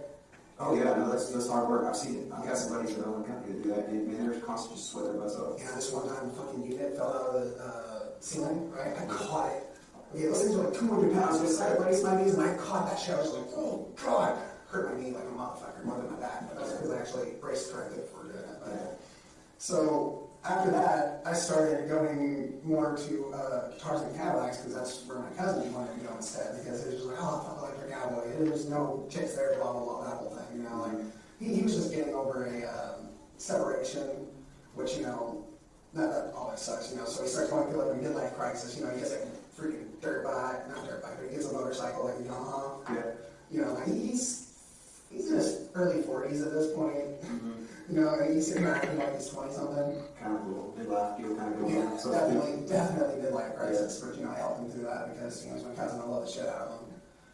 But, So where's Bert live? Is he living here Hazel too, or what? he did live in Hazel. It's actually a funny story on that. So with that separation we went through, he wanted a percentage of the house, and his girl wanted a flat amount of, like, I don't remember what the amount was, you know, but it was a flat amount. And then fast forward through time, and housing goes up. That means his percentage, his money went up. But hers stayed the same because she wanted a flat amount. So, yeah, he came out on top on that one. Like, when they finally were just like, hey, let's go ahead and finish this up, you know, like, COVID put everything back a lot. So, he ended up getting this, like, huge payout because they had to sell the house, you know what I mean? Like, there was no way around it. So, I don't know where he is now. So you hadn't seen him since he essentially got some money and forgot about his family and friends kind of deal, or what? No, I think he's having a house built. I just don't know where. Probably like Joshua or something. Okay, Johnson County area. Is that county? Yeah, that's Cleveland, Johnson County. Yeah. But, so I don't know where he's at. And as for my dad, last time I heard him, he was telling me, hey, I'm homeless, can I have a place to stay? I'm sitting here living with my mom and my grandmother. Like, I can't help you out. But, yeah, during that time, I'm going up to Guitars and Cadillacs. That's when I meet Cassie. And we just hit it off really well. Like, really well. Yeah. Tell me about that. How'd y'all meet? What do y'all have in common? Well, we're both dorky as shit. Like, personality-wise, we're super dorks. But Cassie, I met her and it just kind of clicked, which is really weird because her mom was trying to hit on me, and her mom's like, So she was with her mom at the bar? Or what? yeah. Okay. She ended up mom at the bar, and her mom was interested in me. I clearly was not. Yeah. She's like, hey, your daughter's a lot cuter, man. Like, you're like 50. Yeah, I get it. Yeah. So, Y'all exchange numbers? What's kind of like that? actually, I didn't talk to her for 2 weeks. Yeah. And she legit thought I was gay because I ghosted her like that. Oh, really? Yeah, that I had a bad problem with, like, ghosting girls because, like, I'd always use that, like, we're flirting, like, all this other shit, you know, like, sometimes we'd sleep together, all that shit, but then, like, afterwards, I'm just like, shit, I don't know where to go from here. So, you know. Yeah. So tell me about that. How long y'all what year did y'all start dating? We started, okay, our anniversary is on October 26th. 2000. And my third anniversary was recently. So it's already 2019 on it. Yeah, like right before the pandemic. Okay. You know, and she had lost her job at one point. Like, her mom's always been a bit kind of abusive towards her ever since, you know, her parents split up. Yeah. So you meet Casey. What's her last name? Cassie, what's her last name? Wade. Yeah. I couldn't remember. So y'all meet around 2019, and is it immediate? Y'all dating or exclusive or? Well, our friend Jackie helped us with that. Yeah. But, which Jackie always had a thing for Cassie's brother, but. Who's Jackie? Jackie, what's her last name? I have no fucking clue. Just kind of an acquaintance or whatever, friends. Acquaintance, actually the first night I met her, yeah, that was the thing. You hook up with Jackie or what? Yeah, okay. No, I actually, before I met Cassie, as I said, like, I would ghost girls, but I definitely made a habit of being a little bit of a, you know, man. Or this Yeah, I was gonna say, you sound like a little bit of a player out there, I man. used to be. Yeah. But, you know, I started realizing getting older, I need to kind of Settle down. Yeah, settle down, essentially. Okay, so tell me about you and Cassie's relationship. It's great. Yeah. It's really great, man. Like, she ended up, after a couple months, moving in with me at my grandmother's house because, like I said, her mom's slightly abusive. So she ended up moving over with me, and you know, we ended up getting jobs, all that stuff. But then, you know, Cassie lost her job. I don't remember what job it was or what happened, but she ended up getting those, you know. Do you remember where she worked in? No. Okay. She's had several jobs. She ended up getting like those stimulus checks in, right? So after a little bit of getting those stimulus checks in, it was like, hey, let's go get an apartment. I'm buying a car for my friend Chris, and, you know, we get an apartment out in Arlington. It's the same apartment complex as our friend Jay, so, you know, we at least know some people out there. So we're out there for quite a bit, just living our lives. I don't think I get a job at Papa John's, which I actually used to have that job at Papa John's a couple years prior when I was with Nicole. Okay. But it was the Papa John's out in Pantino. Antique, okay. What did you do for Papa John's? Did you work the front or did you do everything? Delivery. Okay. I was the number one delivery boy. Yeah. Though, I will say this, UTA was in our delivery zone, right? And I hated it when I delivered there because, and I'm not mad because I realize it's a cultural thing, but people from India think tipping is disrespectful. But when you're a pizza delivery driver, you're basically living off tips. Yeah. They don't tip at all. So that was probably a lot of Indian folks in that area, I guess what you're saying? Yeah. Yeah, so I mean, they're going to like TC, you know, Yeah. Kokomore and all that. So we ended up getting out of that apartment. We ended up moving into where her mom and her were staying previously. Which was where? Denver. Yeah. Okay. Right off of what's it called? 377. Okay. So we ended up living around there, and it's going relatively well. After a few months, JC's boyfriend gets out of jail. That's Cassie's cousin. We were living with JC at the time. What's his name? Levi Henderson. What was he in jail for? He's a piece of shit. He's an absolute drug addict piece of shit. I'm not someone to call someone a piece of shit, but this dude was. If I would have known what he was in trouble for, we would have been able to get him gone sooner. But JC wanted him around, and me and Cassie did not, because at this time, we're finding out, oh shit, Cassie's 3 months pregnant. So we're just What was he like, in trouble for? Which one was he in trouble for? I don't know the exact details, but we lived pretty close to a school, and he was not supposed to be that close to a school, supposedly. So So are you alluding to the fact that there's maybe some type of a sexual assault on a child or something? that's what I'm asking. I did not like the guy. I did not like the guy being around. So after a couple of days, I was just like, hey, JC, like, why is he still around? And it was this entire deal. Like, I tried getting him out. Like, I tried forcibly removing him from the property because I didn't want him there. So you don't have physical altercations with each other? I wouldn't say physical altercations. Like, there was one point where he straight up called JC a cunt, and I lost my shit on him. Because, you know, JC is Cassie's cousin, so that means she's basically family to me. And sitting there calling her a stupid cunt bitch, like, no, like, you respect her, you fuck. So that's the only time I ever like went off on him. But that's, anyways, I digress. I tried to move him from the house, and then JC called the police, and it's just like, well, you can't do anything because she lives here, and she's letting him come here. So we really can't do anything to remove him. If we would have known that he can't get that close to a school, we would have been able to get rid of him. God, I should have known that because this friend of his came around and like busted out my windshield. Like there's police reports about this and everything. Yeah, like Through Fort yeah. Okay. He like busted out my windshield, busted my right window, busted JC's windshield. Like it was. He came in really tore y'all stuff up. Yeah. What was the reason? Because he was mad at Levi? Yeah, he's mad at Levi. Okay. You gonna lie? That's when we started to figure out like, hey, something's not right about this dude other than the fact that he's on drugs. He started sitting there calling him a pedophile, and you know me, I'm just sitting here like, what? Like, so I'm not liking it. Yeah. So after this all happens, a police report was filed again, and you know they actually caught the dude busting on windshields and all that stuff on ring camera. So they get him out finally, but then the landlord like sees everything that's happened and. Yeah, tired of the drama on his place. Yeah, exactly. So me and Cassie have to find an apartment. So we found an apartment out on Brian Irvin? Yeah, Brian Irvin over by I'm trying to remember. It's over by like the Sam's Club on the border, all that stuff. You remember the name of the complex? Just trying to get an idea where it's at. Well, they changed the name of it. Yeah.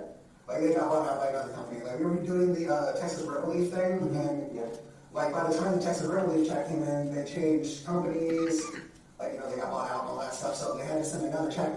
But it all happened too late, so we got evicted. Yeah. So when we got evicted from there, our son was born. Like he was already born at this point. He was a couple months old. What year was that? It was 2021? Yeah. You still one, right? Yeah. So when was your son born? February 2nd at 6:14. Okay. Yeah. What year though?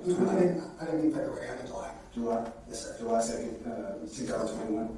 Yeah, he was born at 6:14 at 6 pounds 14 ounces. I will never forget that. What would you name him? What's his full name? Chester Constantine Warner. The Chester comes from Chester Bennington, the deceased singer of Linkin Park. Okay.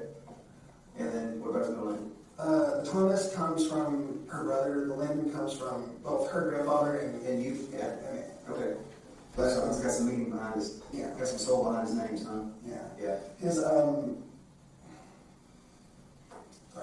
yeah. So, Cassie, bless her heart, like, the months leading up to, Chester being born, we were both working at, what's it called? Australian themed, Outback Steakhouse. Okay, yeah. Game for Steph, off of 377. Okay. What were you doing for them? I was a dishwasher, she was a server, and, she was pregnant and a server, so she was making more money than me, and I was making like 15 an hour. She's probably making a lot of money when she's pregnant, but, Yeah, exactly. I see somebody's pregnant, I'm always gonna tip extra. And I know that's such a guilt trip, but at the same time, it's just like, shit, she needs the help. Yeah, absolutely. But bless her heart, man, up until the week she was giving birth, she was working doubles. I mean, I don't know how the hell she was doing it, man. That's grit and character. I know, Yeah, that girl, like, yeah.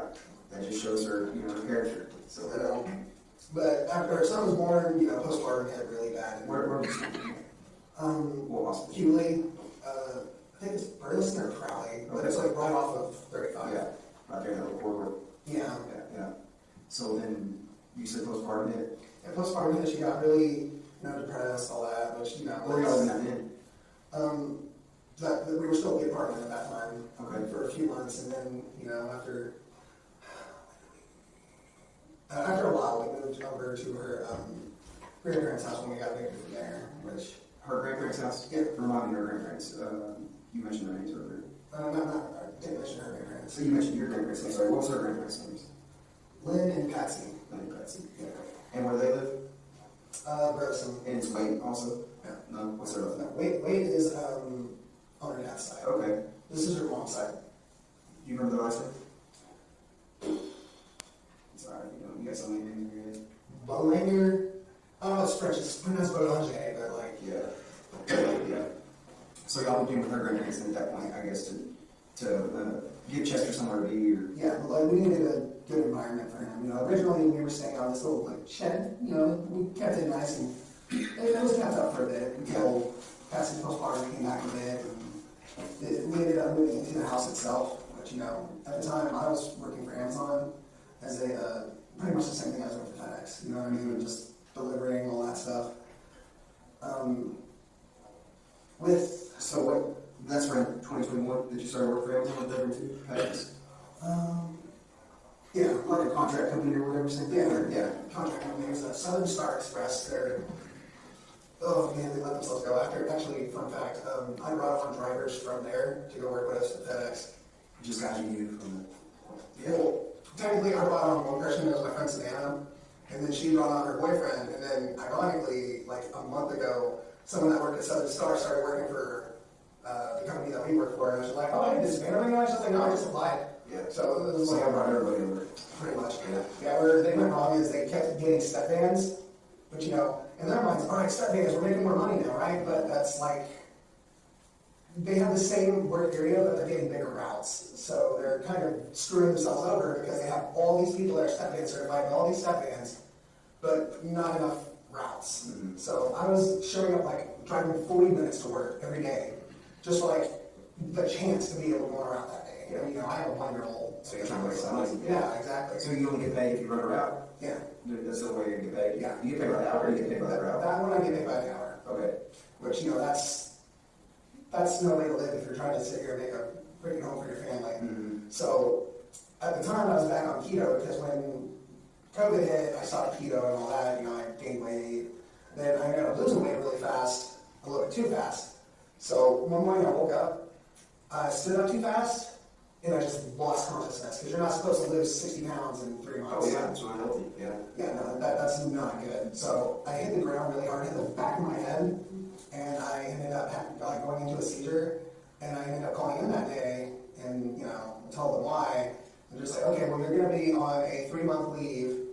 She's like, wow, this isn't really changing much because I'm already showing up 40 minutes to work and not being able to work. So I ended up looking for jobs elsewhere. And since I got my step-in certification while I was there, DOT certified. So I ended up going to FedEx from there. Okay. Where'd you apply for FedEx at? I think it was Indeed. Okay. So essentially a third-party internet. Yeah, third-party internet. ended up working for these people, When did you start for them? February. February? Okay, so February this year. Yeah. Okay. And what routes did you have when you started for them? What routes? Yeah, or what area did you work from? Azel. Okay. Hazel, which, you know, was welcome for me because I know Hazel like the back of my hand, dude. Like, I went to Hazel High School. So, I would work from like Reno Road. Wait, hold up. I'd go down 730 a little bit, Reno Road, and then I'd work my way out till I got to the center of Springtown. And that was my route for a few months. And then I had kind of a mental breakdown. And that's when I kind of got put on my meds again. What was the cause of mental breakdown? What was the cause of you being depressed, upset, or whatever? Inadequacy. I wasn't able to provide for my family. Like, I couldn't get Cassie to do anything because she was in this really bad state of depression. Like, it was just all kind of building up over a few months while I was working at FedEx. And one day I only got like 5 deliveries done in an hour. You know, I couldn't find anything on the truck. I couldn't find where anything was. I was stressing out over it. So I started getting really, really, really suicidal. And it just, from that point, it was getting really bad. I ended up having to leave work early and have Cassie go take me to Millwood, and that's when they told me about their, what's it called, their outpatient program. Yeah. So essentially, observing you, medicating you, kind of helping you kind of help with some of the stress that you got going on. Is that my understanding? Yeah. On the outpatient treatment. Yeah, and that's about the time. Hold up.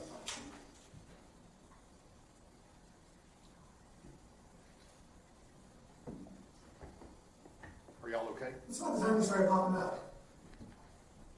Right around that time. You remember what month that was? So you're talking February, March, April, May, June, July. You started at, FedEx in February.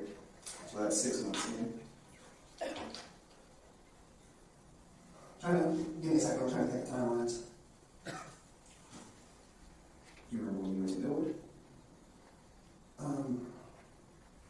It's after about 3 months, I think.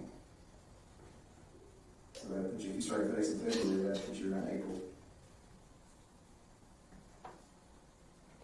Yeah, about that. It's around that time. Okay. So April time frame is kind of when you first, tell me about that one. How did that happen? It's just kind of, what do you mean? Like, you said that's when you first started coming in? Or you first started seeing zero? Is that what you're referring to? Well, not seeing. Or like hearing? Or... It started off as like almost like a little devil on my shoulder kind of thing, you know what I mean? But then after a while, it just kind of turned into, I was switching back and forth sometimes. Like in times where I was stressed out, I would essentially switch, if that makes sense. Do you think that was maybe more of a coping mechanism? Maybe some way to, overcome your stress and be more assertive? And I mean, it's possible. Yeah. Because, and again, I don't put words in your mouth, but, I know some folks that essentially, put up with so much bullshit and have so much stress going on in order to cope or kind of do things different and not be, regular, nice, easygoing, laid back Tanner. They kick it up a notch so they can overcome and get through some of the hard times, Because it sounds like you had a lot of coping to do. You were dealing with a lot. You got a 1-year-old at home. You got essentially a fiance. Is that proper fiance or girlfriend? Or that's a fiance. A fiance at home that's not working and she's dealing with some postpartum stuff. And you're the sole provider. And by all accounts, don't have your own home. And she keeps spending all my money. So every time you get a paycheck in, it's going right down the drain. Is it going to good stuff? Is it going to Well, I mean, Chester? Or some of it does, yes, and then other parts of it, not so much. Okay. So then here we are sitting in April. You go to Billwood. You do the outpatient treatment. Tell me about where do you go from there? You keep working, obviously. Yeah, I keep working. They end up putting me as a floater, which I absolutely hate. Yeah. Like me having Asperger's syndrome, I like being routine. Mm-hmm. You know what I mean? Like I have a routine. Like I used to have a way I used to do my own route. I used to go down 7:30, hit the businesses first, and then I'd move west from that point. Yeah. You know what I mean? And I always do it the same way every day. But now they're putting me on like different routes every day. Like since while I was away for like a week, right? So they put someone else on my route, and then they became the main on that route. I would only get that route like once a day. Yeah. And Polaris at this time had, let me see, they had Paradise, Bridgeport, let me see what else. All of Springtown, Poolville, which, fun fact, I got chased down by a peacock in Poolville. Yeah. Yeah, I've seen those peacocks in pool. What are you talking about? Yeah. I also delivered to that nudist colony that's apparently out there. That's But I've never seen it. Yeah, no, don't even go there. No, that dude that answers the front is like 400 pounds and like nude as hell. And like, I almost called the police right there. And like, first thing I did was just say, hey, Jason, this dude just answered this door. Dude is fucking, he's like trying to shake my hand. She's just like, oh, wait, you're on that route. Okay. Yeah, no, that's a nudist colony. You're fine. Please don't put me on this route again. Yeah. Like, people be naked freaking out, but. So essentially, it messed up your routine. Yeah. It took you away from your comfort zone. It took you away from, you like that control. I'm saying like a route. I think it's organized. I like my routine. I like to do things. When you mess up my routine, it kind of throws me into a little bit of a funk. Yeah, exactly. Yeah. So, we're dealing with that. I tried getting them to put me on the Hazel route because, like, let's face it, I know Hazel like the back of my hand. Like, Main City Hazel route, it has high volume, but it's mostly residential. Mm-hmm. The only place that was kind of a bitch to deliver to was Walmart. And that's because they wanted their stuff early in the morning, and then they give you twice the amount of stuff, so now you're going to have to work around all that stuff. But that wasn't a big deal for me because I still know how I'm running this route, you know? I get like 50 stops done in like 2 hours by doing all the residential shit. You need the fastest routes to everything. Yeah. Yeah. But I know how to get it done so I can hurry up and get home. Because since I wasn't getting paid by the hour, my goal is hurry up and get done. So you were getting paid by the route now? Yeah. Okay. FedEx I get paid by the route. Okay. But they just keep putting me on these like stupid, like, okay, now you're on this route today, now you're on this route today. I never knew what to expect. And then that's when they ended up having to sell some of their routes to this new guy, Richard Davis. Y'all probably talked to him already. Yeah, I had a person talk to him. I think they have. The guy that owns these trucks, right? The guy that owns the routes you're currently on. Yeah. Yeah, okay. Supervisor for that. Well, he's the business owner. Business owner, yeah. But the reason they sold me over to him was because they were trying to push me out towards those routes. Mm-hmm. Which, that irritates the piss out of me because I'm from Amazon, like, condensed routes, you know what I mean? Because, let's face it, like, I gained weight because they keep putting me on routes that I'm sitting most of the time versus running shit to the door. Mm-hmm. But it was disheartening, but, in my mind, I'm just like, hey, I have a kid, I have to keep providing, I have to keep doing what I have to do. So, it was just kind of frustrating, I guess. Okay, so how long does that go on? When did they sell over? When did you catch these new routes on this side? Remember when that was? I don't know. Actually, I don't know. A few months. Not too terribly long. Yeah. So, now you got these new routes, you got this new business. How are you doing at that time? What's your...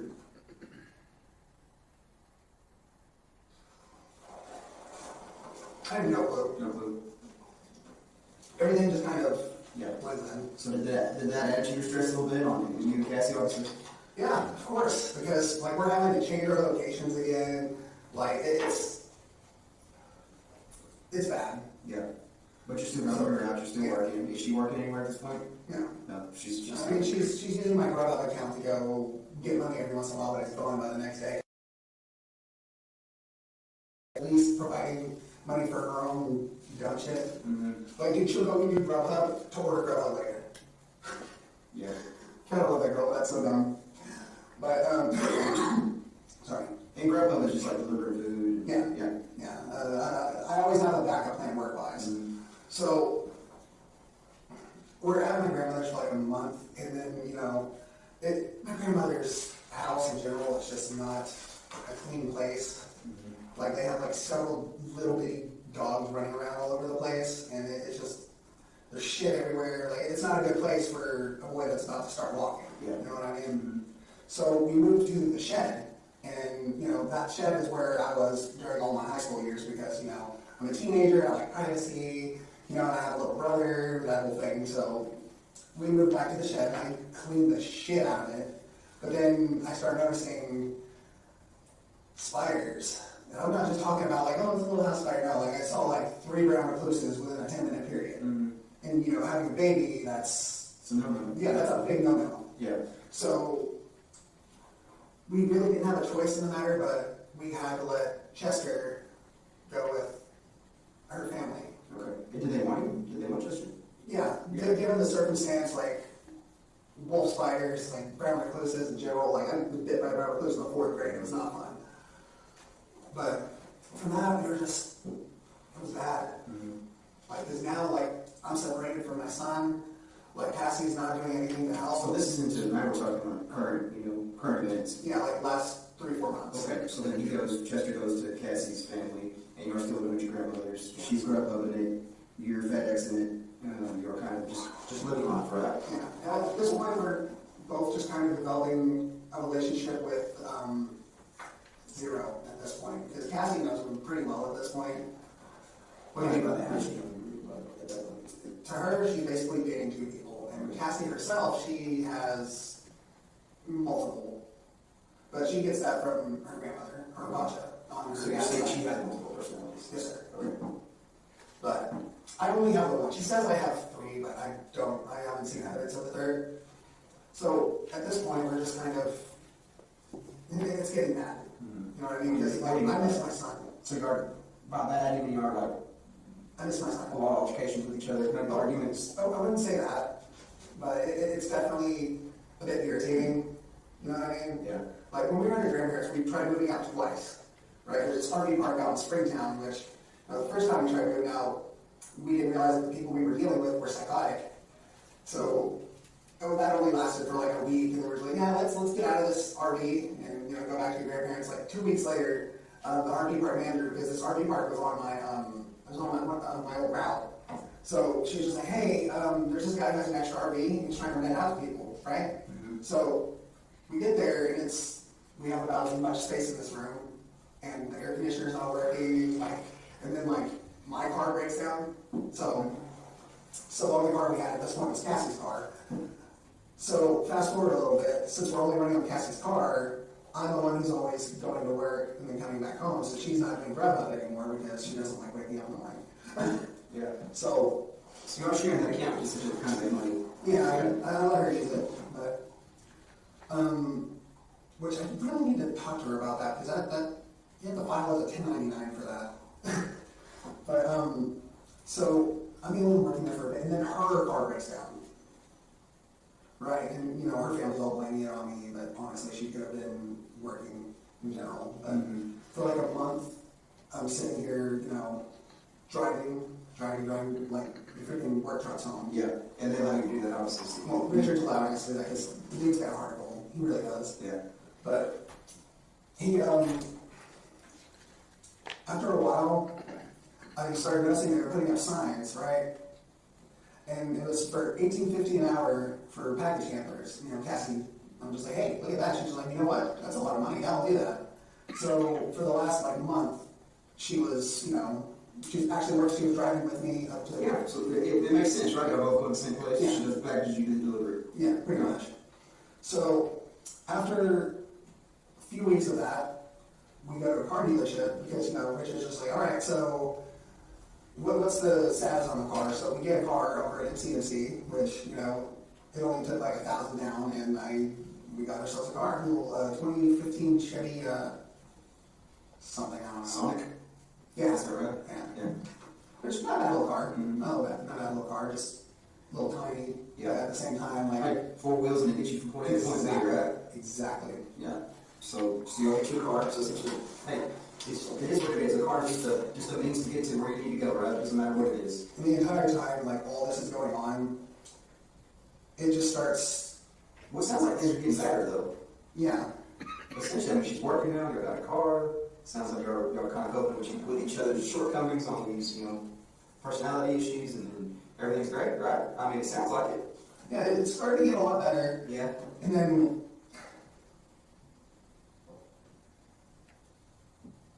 the last 4 months, though, Zero becomes a little bit more prominent.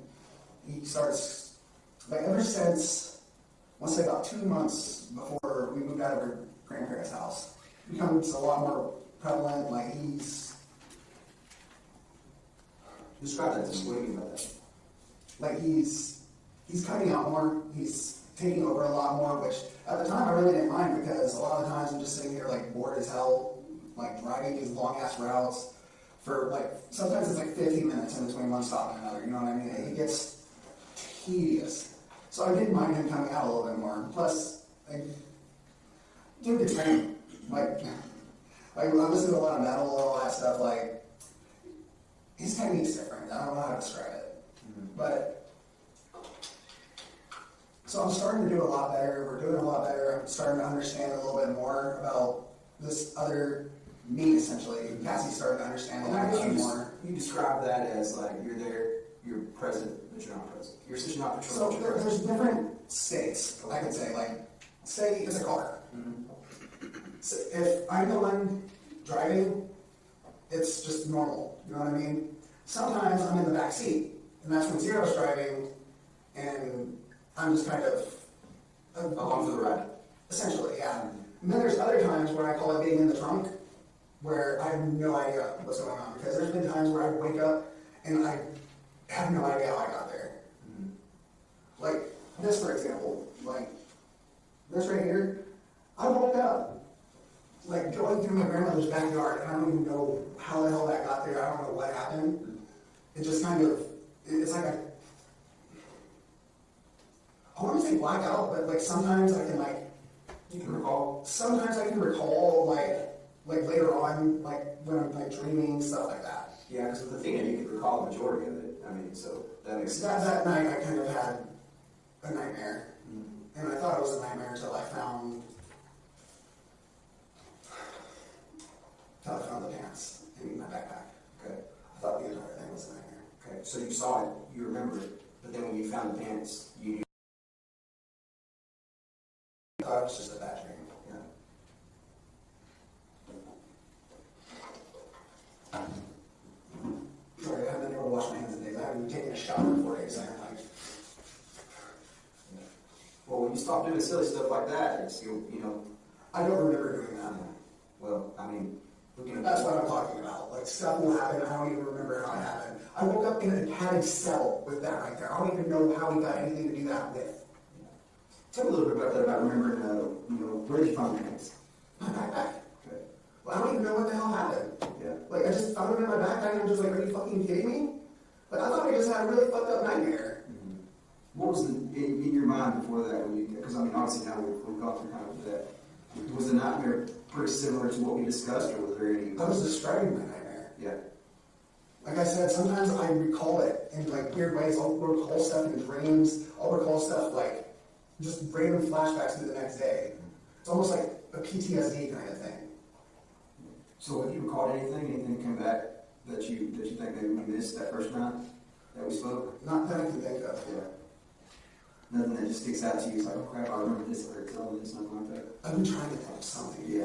But I can't think of anything. Yeah. Like I'm at a loss. I'm in trouble for something I don't even remember doing half the time. Half the time. Yeah. Yeah. Because I remember, like I said, like No, you- nightmares, yeah. dreams. Yeah, no, you recall a lot of it in great detail, and I understand some of it, and obviously, ultimately talking to Zero, he filled in most of the holes that Tanner wasn't able to fill in, right? Well, we kind of talked about that, and I'm not discounting anything, right? I 100% believe you, what you told me that night, and the second you gave to me, because of digital evidence, physical evidence, timelines, everything we're able to corroborate by. That's my job. Now we're talking about the guy that's responsible for doing that. So then I'm responsible for essentially corroborating and filling those holes that you told me to make sure that we're not missing something. And I'll be honest with you, I was able to fill in every single one of those holes for the most part.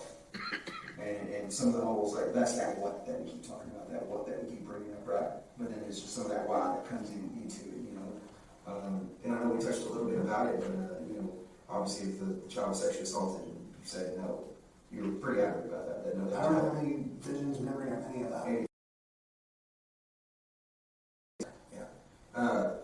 And obviously, yeah, medical examiners and folks that will determine that. Yeah. I'm not a doctor. By And I'm not too worried. I'm pretty sure you didn't. yeah, Like, I'm 98% for sure. 98%. Thank you. I'm Yeah. sorry. I'm like halfway thinking about cigarette right now. That's why I'm just like, I'm just, 98% sure that. yeah, 'cause I haven't seen anything. Yeah. I haven't seen anything in my dreams. I haven't seen anything, like, at all. Yeah. Yeah, no, I trust you on that. I believe you because I'm going to revert back to whoever I was talking to, whether it was Zero or Tanner, that both of you guys are completely honest with me. Both. 100%. And I think that goes, I'm going to go ahead and credit that with that throughout your life, throughout the series of events in your life, there's a two-way road with you. You're going to give what's given to you. Am I wrong about that? If somebody disrespects you, you're more likely, it sounds like you disrespect them. If somebody... Not even to that point. Yeah. Like, I have a lot of patience with it. Yeah. But there's certain lines that when it's crossed, it's crossed. Like, for instance, my mother-in-law putting Cassie and my fucking son in danger. Yeah. Like, that's the line you don't cross. Yeah. So I tend to believe, you know, if you're telling me you didn't sexually assault her, she wasn't sexually assaulted, I believe you. But I'm not the doctor, right? So if the doctor comes and tells me that she's been sexually assaulted, then obviously I have to know what the doctor Yeah, says. I mean- But you're not 80% sure that's not going to happen. That's not going to be... I'm sure that's not going to happen. Okay, okay. I believe you.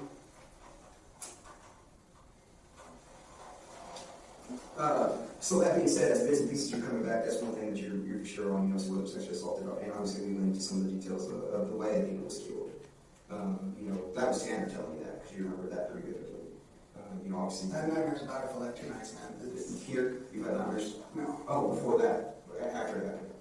Yeah, so obviously that was pretty descriptive, you know, she faced away from you, you tried to break her neck first. That's what I'm saying. That was... Zero tried to break her neck, which is, I mean, and when I say you, obviously, it's not another person's body, it's you, your body. You physically tried to break her neck, that didn't happen, facing away. Obviously, it's not like the movies, you know, I think that's obviously exception, impression, obviously, maybe there are some people that can do that, but... Yeah, maybe like my Python. Yeah. I'm sorry. Every time I say Mark Tyson's Day, I do that. It's just a joke that me and my cousin have. You know, so ultimately you ended up strangling her, or your body ended up strangling her. Zero strangling her. Do you got any recollection, because I'm going to shoot you straight, she's got some marks and things on her. Are you aware of how those marks could potentially got on her? Like what? Like some patterns, scratches, or anything like that? I don't know, it depends. Like, what do you know? I might be able to... I don't, again, this is something I don't physically know. I haven't physically seen them or visually seen them, but I've been asked that, so maybe you can feel it. It's like maybe like a pattern on her body, maybe. And I think that maybe just from the process of transporting her from, you know, the truck to essentially the Trinity River, maybe she got scratched on her somewhere, Trinity River, or the creek. If I say Trinity River, that's way far off. Yeah. So the creek there, where we found her. So any ideas on that? Where she might have gotten any scratches or scarring or anything like that? I mean, we drug her across the road. Yeah. Threw her in the bamboo. Okay. So you did, that's one thing I wanted to clarify a little bit. So she was in the bamboo at first? She was in the bamboo. At first? Yes, sir. And then what made you move her from the bamboo? That's when I was in the backseat, not in the backseat. But that was same day, right? That wasn't a different day. You came and got her and moved her to a creek. Essentially. Yeah, same day, same time, right? When I came to, I was getting on 114, coming off of that little county road. Okay. So essentially you went back. You had to go back, get her, put her back in the truck, and then take her to the creek. As far as time goes, I don't think that happened. What do you mean? I think it all happened in one go. Okay, so I creek is the next one. I got in the driver's seat, and that's when he took back over. Okay. So essentially it was like, this is probably not a good spot. Somebody's going to find her pretty quick if she's I left. wanted somebody to find her. I wanted somebody to be able to find this poor little thing. You went to the zero. That's my guess. Okay. So then that's how she ends up in the creek. That's how Athena. And I can say she got, we should give her the respect by calling her by her name, Athena. That's when Athena is such a pretty name in the creek. So, Goddess of beauty and mythology. yeah, and I thank you for filling in that blank because I was a little confused on it. I guess I got confused on, because we went to the bamboo and she wasn't there. Sorry, trying to look at her. It's okay. And then essentially, you know, once Athena's not there by the bamboo, I'm a little perplexed because you and I were being pretty honest. But then that's when I had to talk to Zero. And then Zero essentially took me to the creek. So she was at. So zigzag, or any type of pattern, any type of scratch, anything like that on her would more than likely be from you dragging her on the road or something in the truck. Right? Sir. Okay. Keep in mind, the truck floor does have kind of a rugged Texture? Yeah. Okay. And in the FedEx truck? Okay. Do you want to try to, in your dreams or in your mind when you're recollecting some of this stuff, you don't think I haven't seen anything. nothing as far as like trying to smother her or anything like that, just strangling her? Sir. Okay, that was it? Sir. Okay. Strangling Athena, I'm sorry. Again, I just want to show her respect. You know, I call her by her name and not minimizing who she is. It's a person. Yeah, it's a person. That's a child. Yeah. So, and it is a child. So, and at that point, explain to me a little bit about the clothes. What do you think is the rationale behind taking the clothes? I know it was essentially a humiliation factor for Zero to humiliate her. Is that It might have been like throw off trails, some kind of thing, I don't know. okay? Essentially, put the clothes somewhere else, and then it's kind of like the story about the green van, right? So to throw us off. So if we find clothes somewhere, then it kind of throws us off. Is that your train of thought? Maybe is that what thought was? That's my theory on it. Yeah. I don't know 100%. I haven't talked to Zero in a couple days. Okay. It makes sense, right? I mean, to me, it makes sense. Obviously, you did tell us that the green man was to throw us off, right? So essentially, seeing somebody. So now the clothes, it only makes sense that if you take the But clothes. when the first that I talked to the people from the FBI when they saw me when I was dropping off some packages at someone's house, I was in the backseat for that. Mhm. When we realized who that was, Zero took over on that. Okay. So threw them off. Yeah. I think he had access, like, we share the same mind. Mm-hmm. He has access to our memories. Mm-hmm. And my dad used to have an old Astro van, and I think that's where he got that from. Okay. Just a repressed memory, essentially, so to speak. And he had the missing panel off the. Yeah. And that was very descriptive, so obviously that's something that was, stuck out to me. It was very descriptive of the way the man was described. But it only makes sense. So do you remember what article? Obviously, you found pants in your backpack at the house, at your house, right? Do you remember where any of the other articles of clothing went? I know we talked about assault that maybe was thrown down on the side of the road. Can't think of anything else as far as that Can't goes. think of anything. No, sir. Was she completely nude when she was thrown into the creek? I believe so. Okay. So she had no more clothing on her person. No, sir. Okay. But you don't remember particularly any other signs of injuries, anything that you can remember or recall in your mind, in your memories, of any other injuries that she had on her? Not that I can think of. Yeah. So, we recall a little bit, and I'm going to talk a little bit about that because I don't want to minimize the actual act. It's like, obviously, get her in the truck and find that dead end road, which we drew up here, right? Let's get to the dead end road and kind of instruct her to face away from you, and then try to strangle her, and then she did defecate and urinate on herself, right? Yeah, you recall that. Is that maybe the reason some of the clothes came off? She defecated, or is it just straight to humiliate her? You think that Zero was? Reread that? So you think maybe the clothes came off because she defecated on herself, or because it was just to humiliate her? I don't remember there being any defecation on the clothes. Okay, I think Zero stated, or a memory that you recalled, was that she had potentially got a bowel movement. I remember part of what I threw up. Part of what I cleaned up was throw up. Okay. The other part was poop. Poop? So that's defecated. Essentially, she was it her poop? Yeah. Okay. And then the throw was yours? Yes, sir. Okay. So essentially, once, do you think maybe she was, obviously the clothes was taken off in the truck, and then some of it was put in your backpack, but you don't remember all the other stuff? Sure, that's right. That. Okay. But just looking at it, it only makes sense. I think you're on the right track there. Maybe throw us off, throw all of us off. I mean, that's my theory on it. Yeah. So obviously early on, your grandmother kind of, was it already on your radar? Obviously, it's all over the news. You kind of seen it. My grandmother sent me a message about it, like, dude, this is already working. Like, you need anything? I was just like, I don't really have anything. Like, Yeah. And you didn't talk to anybody about it? no, sir. No. You didn't mention it to anybody? You didn't tell anybody what you did? Nothing? No, sir. No. It was just you and Zero. Nobody else had a clue about it. Yes, sir. Okay. What do you do at that point when you find out? This is kind of like an oh shit moment, right? Like, this is real. What's your train of thought? What's your direction?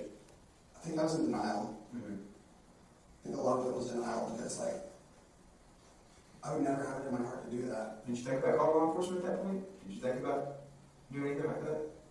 I thought about it. I didn't know what to do. Yeah. When you thought about it, what did you think about doing? What was your thoughts? I mean, you had events and things going through your head, right? Because we're human, right? We're human. We're natural. You're going to have that human emotion as a parent, as a son. You're going to have some type of emotion or some type of thought of what do I do next? I didn't know what to do next. I just tried living my life. Yeah. Just pretend it didn't happen, right? And that's human. I didn't like the motion you just made, but Yeah, I'm sorry, I apologize if I offended you. Yeah, so essentially, human nature, right? Human nature to me is like sometimes I'll screw up on something. It's like, crap, I'm going to forget that it happened because I'm upset with myself. Right? essentially, Yeah. I did something wrong. If I can move past it, then, it didn't happen. not even that. I didn't do it, but he did, and that's what fucks with me. Yeah.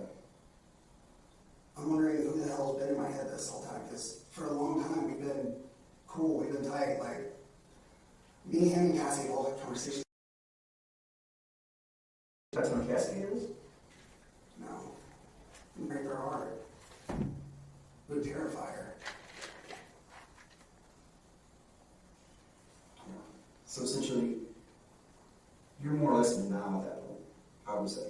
Still, part of me is in denial because I didn't pull the trigger. What do you mean by that? I didn't pull the trigger As far as letting somebody know what happened, or doing it. you feel like zero pulled the trigger? I feel like, yeah. Okay. I tried to disarm the gun. Okay. I tried to stop all of this from happening. I guess the whole motivating factor, and again, going back to that why, is, hey, we bumped this little over the truck, and I'm gonna lose my job, potentially lose my freedom, you know, potentially. I wasn't worried about the losing freedom part because honestly, that's an honest accident. You know what I mean? Like, all it would take is going up there and just talking to the parent. And like, hey, I accidentally bumped your daughter. Like, there's more jobs out there. You know what I mean? Like, it's not hard to find a job. I mean, shit, like. But that was Tanner that bumped Athena. That was Tanner that put Athena in the van. No. I set her on the back of the van, trying to calm her down. Mm-hmm. But she wasn't calming down. Zero kind of took over. Yeah. So did you, when Zero took over, do you remember that? Or can you see that? Did he put his hand over her mouth? Did he physically restrain her and put her in the van? How did that go down? He told her, just get in the back of the van. We're going to go to the hospital. Mm-hmm. Okay, so then she goes into the back door, right? Okay. And then of course we walked through this map. You can kind of remember drawing that, don't you? Yeah, just kind of where we went on that day, leaving the house and then coming back out, going around and finding that Dayton Road. And that's obviously where she was killed on that Dayton Road. And then private road, I'm sorry. So after that private road, after she's killed on that private road, we go back out, we go up that main road to the bamboo. Where the bamboo is at, what was it? Number 123, they cross over 468, 4699. Cross over 51. Yeah, over 51, 4699, and back into Boyd and then back to the creek, where essentially, her body was left. And then after that, you go to the Love's convenience store, and then you ask them for cleaning material, which we obviously corroborated that. What kind of cleaning material did they give you? Do you remember what kind of spray they gave you? Just some sanitizing spray, I guess. It said sanitizer on it. Okay, so just some generic spray. Paper towels, the brown paper towel, white paper towels, something like that. And then you kind of clean the poop and the bonnet of the truck, right? And that was approximately, according to my time. Do you remember what time it was? I think our time, I think we have a time stat there was around 7. That's a little after 7 when we were there at that Love's. So, and honestly, this is a time span, we believe, approximately from about 5:45 to 7. So it wasn't an extended amount, period of time, It wasn't a long, drawn out thing. It happened pretty quick. Do you recall at all any times in your head, or do you remember seeing a clock or anything like that? I know there was a little bit of confliction there on the phone. Was the phone completely turned off, or did it legitimately die throughout the thing? I'm guessing that he turned it off. I don't know if it just died or if he turned it off. I only noticed when I plugged it in, it had really low battery. Okay. So it was off at some point within that time frame, and then it was plugged back in and came back on when you had it. Is there anything else you recall that sticks out to you? I can think of. Yeah. And obviously, Mr. Gator Oliver has been, kind of let us chat up, and I know he's probably sitting over here thinking of 1,000 things he wants to ask you. Is there anything in particular? I know we covered a lot of things, so you may not have anything you want to ask, but. Not right now. I knew there was some stuff that you kind of cross over some of these things and cross them off my list for me. You said that one of the things that got me is that you said you're in the backseat sometimes, you're in the trunk sometimes, talk about Zero and everything like that. And Cassie said you have 3 personalities. And she says I have 3, but I've never personally seen any evidence of the third one. She given a name to the third personality? Not that I know of. Did she give any particulars on their personality? Nice, mean, any descriptors? Not really. There's been times where she'll just say, hey, you may have a third person up there, right? And I'm just like, I don't. Because I figured of all people I would know. You know what I mean? Like, it's my brain. I figured if I knew there was someone else in there, I would know. You mentioned earlier too, I guess you're aware of the FedEx cameras, that there's FedEx in that FedEx. Cameras in that FedEx truck. Yeah. Okay, and you know how they operate. Yeah, they operate on, if you make any, they record if it's like you're speeding or if like you may take a turn too much behind, something like that. Mm-hmm. That's what I'm guessing. Yeah. And because you made the comment earlier that we'd be able to see it on the cameras anyways. Yeah. I guess you're aware that, you know, the cameras can be accessed without any type of, you know, impact or anything like that. That I didn't know. Okay. Tanner, do you think Zero told anybody about this? Because you said you did. You think Zero told anybody? I don't think it did. No believe about. Is that tattoo on your forearm? I mean, No, tell me about that. That's actually how we came up with the name for him. So this is a Christian metal band named Under Oath, and then the O in Under Oath is, you know, the O with the line through it. mm-hmm. So that's a Christian rock band? Yeah, Christian metal band. Christian rock band? Yeah. Excuse me. So, like, when we were trying to think of a name for that, you know, other personality of mine, I just kind of looked at my arm and was just like, Zero. And that's how I just came up with it. Okay. So essentially that was something you guys came up with. Yeah. Okay. That makes sense. That's the first thing I saw. So Are they pretty new band? I mean, is it? Oh, no, technically, okay, so the first EP came out in like 99. Okay.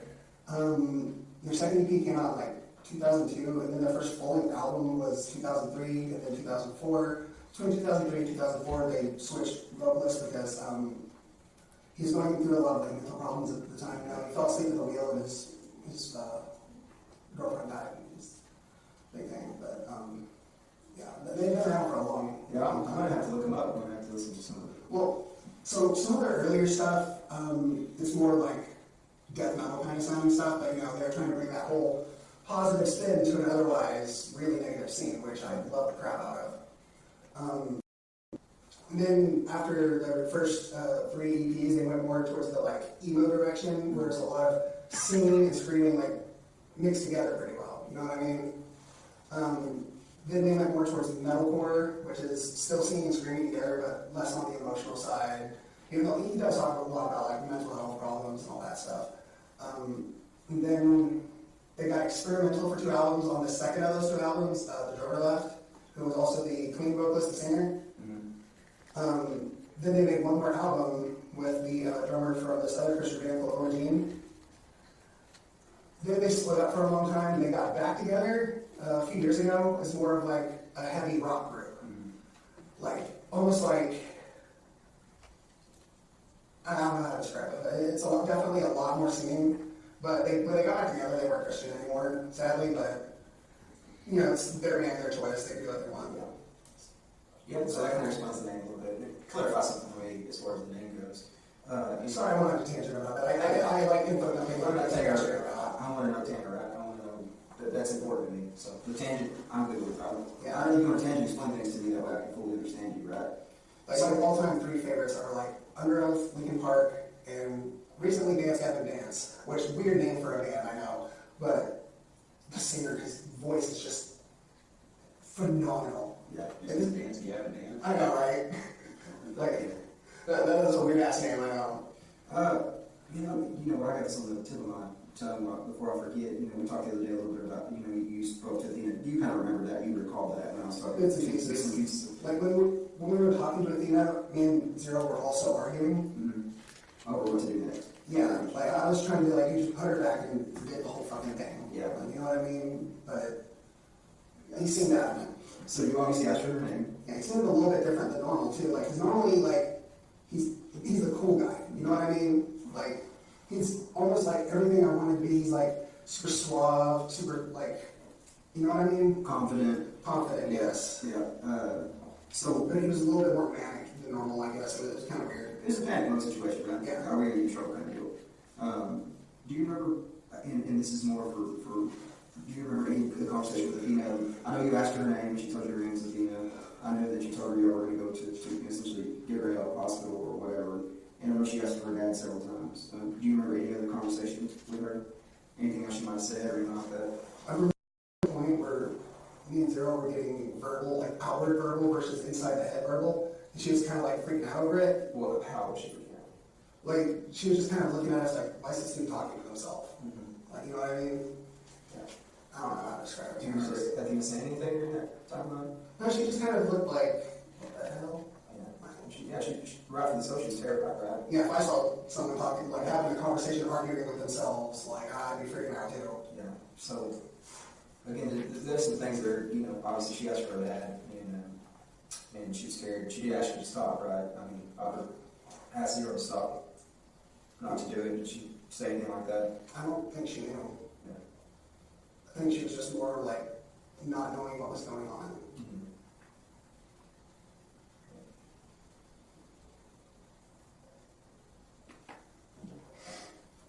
Need some more water? Yeah. Sorry, I think it's more stress than anything, and I have to, like, when I ask people for water while I'm in that fucking padded cell, I'm sitting there waiting for, like, I've got a case of water, so if you want to, I'll get it, okay? when I'm sitting there asking people for water, like, everybody in there looks at me like I'm a monster. Which, understandably so, given the circumstance, but I'm not a monster.